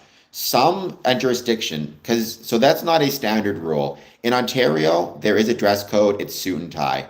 However, in some parts of the states, there is no dress code, and you can wear whatever you want, within reason, obviously. So it just depends on the jurisdiction. But in Ontario, it's suit and tie. I will say, though, my advice is, as a general rule, is if it's an official visit or a degree, even if it's not required by code, you should wear a suit and tie. And if you're traveling, always check in advance what the dress code is. So if you're visiting a new lodge, so you know which lodge you are a member, you know what the dress code requirements are, and you don't want to show up in a suit and tie if there's no dress code and everybody's in a t-shirt, and vice versa. You don't want to show up in a t-shirt if the dress code is suit and tie. Um, well, Freemasonry is not a charity. There are Masonic charities, right? Like Masonic Charitable Foundation, but Freemasonry is not in and of itself a charity. So, for example, if we are, you know, like have a banquet hall or something special, it would not be under a charity as a general rule. I mean, every Masonic lodge is under a different kind of thing. It depends on the jurisdiction and the tax requirements. I would say, in my experience, most are non-profits. By and large, most Masonic organizations are not for profits, but not charities. Again, with the exception like Masonic Charity Foundation, and many will have a business attached to it. Like, for example, they'll have a ballroom license, or they'll have a banquet hall license, something like that, something to that extent. Um, I don't think Epstein had Masonic symbols on his island. I never saw any examples of that. I don't think he was a supporter. I did a talk about Epstein a few episodes ago. Um, well, here I am talking about it, Joshua, so deal with that. Pastors don't get special treatment in lodges because Freemasonry is not a religion. They will get, nobody gets special treatment. If you're a good man and honorable, then whether you're a janitor, a pastor, a politician, or anything else, you're going to get the same treatment. I've known a couple priests or pastors who were Freemasons, I think two, maybe three in my Masonic career. I mean, they're respected as a brother, but not particularly because of their profession. Though sometimes we would visit their service just to show them support, in the same way we might, if a Mason is an actor, might go to see his production or his play. Um, well, I've known many Jewish people who are Freemasons, so you're incorrect, and they're a wonderful part of the craft. I've known many Jewish people, Muslim people, Hindu, Sikh, whatever it might be. Sometimes, and vice versa. BBR. It just depends on what the stuff is, right? If it's some type of banquet or celebration or special event or fundraiser or open meeting, right? It just depends on what the stuff is. It is not. It's not my place to name a Mason. I'll just say I've known many Masons who are Jewish. And you can believe me or not believe me, but I'm not going to start naming people who are Masons. It's not my place to tell you who is and isn't a Mason. So, Land, you're incorrect. Not recently. I mean, define important. We had a member of City Council visit us, not for a meeting, but to discuss an initiative. Once it was a sister city program. I thought it was interesting. We have had events at the Masonic Temple for the public, which our city councilors visited as a representative of the public. Like we're having a special event coming up soon called a Community Services Fair. And because it's supporting community services in Windsor, I believe our city councilor will be there. We even had the mayor show up to congratulate the building on some renovations, and it's important to the architectural and historical importance of the city. Way back in the day in the 60s, we had Prime Minister John Diefenbaker visit our Masonic building, so that was kind of cool. I guess he would be important as a Prime Minister. I'm Canadian. I mean, I'm sure there's many Congress people and senators who visit Masonic lodges when there's a public event happening there and they want to support the public event. Of course. Land, that's stupid. What's wrong with you? Of course we do. Stop being dumb. Freemasons are meant to be good men and honorable, so of course we would condemn anything that harms anyone, including children. So if you're asking that question, it means you've been looking up a bunch of stupid shit online. Use your fucking head. Yes, of course we condemn any act that harms anybody, children or adults.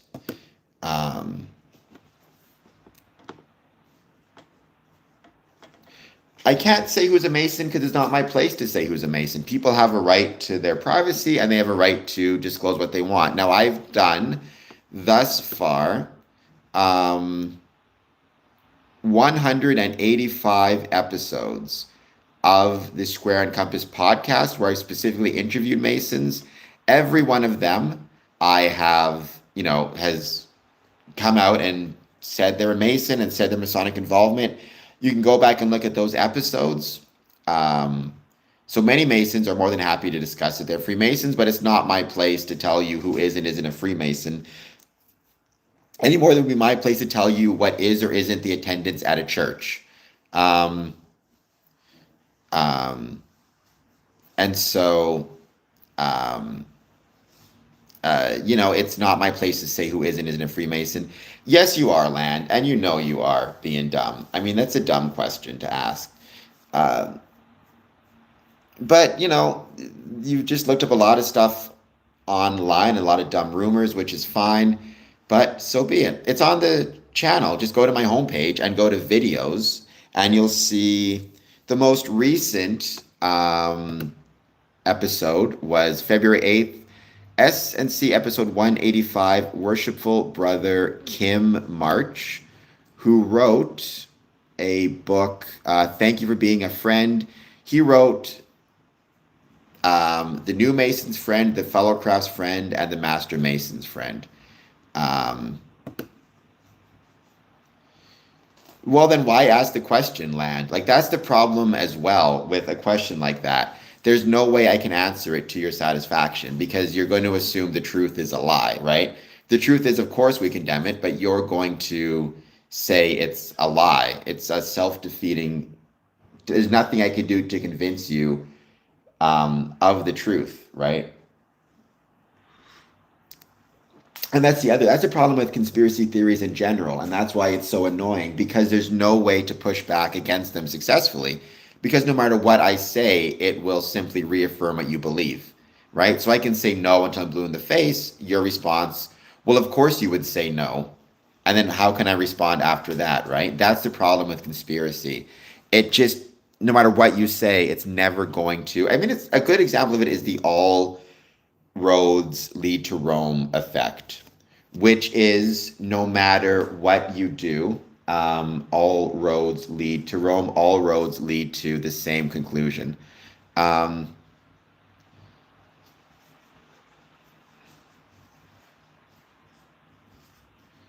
I'm not sure why a saloon bar owner wouldn't be allowed to join Freemasonry. I've never heard of that. Hello, Mr. Keeps, by the way. Welcome. Thank you for being here. I hope you're doing well.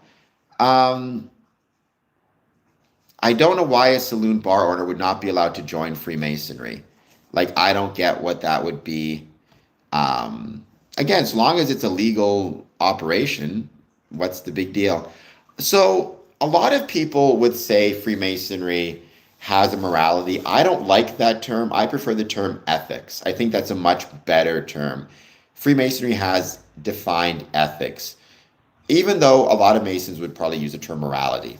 And in fact, in some rituals, it's called morality. I think ethics is the right term because ethics are within a group. So, for example, there's codes of ethics on football teams, there's codes of ethics in Masonic lodges, right? We have bylaws, we have constitutions. Morality is more something that applies kind of more in a religious context. Ethics, so for example, within Freemasonry, there's definitely ethics as it relates to the way you interact with others, tolerance for different religions, tolerance for different for different political opinions, not discussing religion or politics in lodge. That's an ethical responsibility. That's an ethic of being a Freemason. Tolerance is an ethic. Um, you could say showing up on time to a lodge meeting, wearing the proper dress code, suit and tie, whatever it might be. Study, practice, tradition. Those are all ethical values that Freemasonry instills. Temperance, prudence, fortitude, virtue. These are all ethical requirements within Freemasonry. So I prefer the term ethics over morals. I think that's a better way to put it. Um, well, I'm here talking about it, so it can't be that secret. And it's not secrecy, it's privacy. For example, and the example I always use is if you had a family recipe, you may share the results of the recipe, right? You may share the cookies or whatever it is that the recipe produces, but you don't share the recipe because it's your family recipe. And maintaining the privacy of it maintains the bonds of brotherhood between yourself and your brothers. Um, and Freemasonry primarily has aprons, not cloaks. Most governments are not involved in Freemasonry. There have been some government officials who are Freemasons, but that doesn't mean Freemasonry is a political entity or governmental entity. And no, Freemasons aren't wizards either. I don't believe in magic, so I guess I couldn't be a wizard. I believe in the rational laws of the universe, making rabbits disappear from hats or whatever it is that wizards do, not count.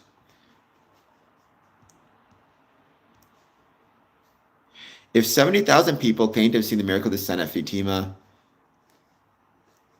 does that prove the miracle truly happened? What is your take?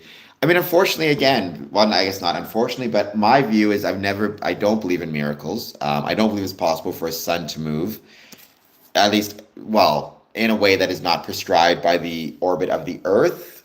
Um, So 70,000 people claiming they saw it. I don't know enough about it to say, but my natural assumption would be a combination of mass delusion as well as gross overestimation of the number. So, for example, there might have been 70,000 people present at the event, but did they actually interview all 70,000 people and get the same stories? Or did they interview even 10,000 of the 70,000? But they could not find anybody to say otherwise, right? Which is different because I probably wouldn't waste or not, I would probably would not spend my time, for example, running around trying to disprove miracles. If I saw something different, I would just go on my way. Um, but that's my opinion. I mean, there are many Catholic Freemasons I've talked about, many Christian, and I'm sure many of them do believe in supernatural, including, or at least theological miracles or supernatural miracles, including whether it be the healing of individuals who are sick, biblically or modern times, sun moving in the sky in non-scientifically prescribed ways, and they absolutely have the right to believe in miracles. And if, if that is actually the truth and I'm incorrect, then I suppose once I'm finished with this life here and I enter the next one, then I guess I'll find out. Well, nobody has to become a Freemason for the record. Why run away? Why not just not be a Freemason? I mean, at the end of the day, nobody is quote unquote getting an opportunity to be a Freemason. Rather, if you want to be a Freemason, you have to approach the lodge and express your interest in joining. So, just if you don't want to do that, then just don't do that. You don't have to run away from it. Just don't approach the. It's like that's like a weird thing of creating your own problem to solve it. If you don't want to be a Freemason, just don't approach the lodge and express an interest in joining. And by the way, that's perfectly fine. It's completely understandable that some people, for a variety of reasons, will not want to be a Freemason. Either it doesn't interest them, they don't find it appealing. Maybe they have seen a bunch of incorrect stuff online, but they believe it, or it's just not for them, all of which is perfectly acceptable. I'm not a 33rd, I'm 18th degree Mason of Scottish Rite. But usually to get to the 32nd, it can be a relatively quick process, maybe a couple years, 3 or 4, and then on average, I would guess. And then to become a 33rd, that's an invitational degree. I mean, at its core, well, so there could be, um, I don't know what you're talking about. I mean, in Chicago, for example, the lodges are not located anywhere near financial districts, neither in Windsor, neither in Toronto. Cytotrack, I mean, what are some reasons people be turned away? It's hard to say because, so there's the obvious issues of people have seen false information and believe it to be true. But like if it's not that, why do people get turned away from or turned towards anything? Like why do I love some songs and hate other songs? You and I may both listen to two songs and we both may have completely different reactions to each song. I may love one and hate the other. You may hate the one I love and love the one I hate. At a certain point, can you say why it is? There's just something personal and to the individual that calls them to certain things, whether it be types of music, types of movies, or types of social events or civic events. Um, I do not know what a sit down is, Beta, but I'm in a wheelchair, so I sit down all the time. Okay, so Brisbane, fair enough, but in my experience with most Masonic Lodge I've visited, they're not located in financial districts, at least not currently. Maybe historically, when Freemasonry was more ubiquitous and there was more members and they had more dues coming in, they could afford lodge buildings in maybe the more ritzy part of town. Um, my dad was a Freemason, so I always assumed I would join. He never told me to join or encouraged me to join. I just saw Freemasonry from him being a part of it, and it seemed like something I would like and something that kind of spoke to me. Well, I am a Freemason. Whether you think I'm lying or not is completely up to you. Even in the UK, like, well, so Queen Street, now that might be a financial district. To my understanding, Queen Street, UGLE is more of a arts district than financial district, if I'm not mistaken. Fair enough. That could be very possible.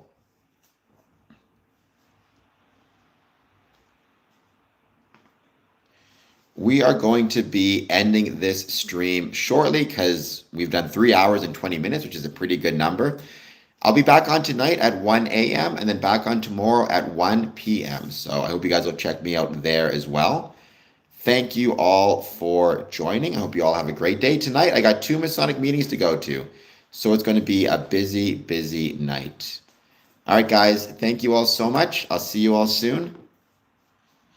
Yes, there are cytotrack. You get used to it. People don't live good lives, and when they don't lead good lives, they have to turn to conspiracy theories. All right, guys. Talk to you later.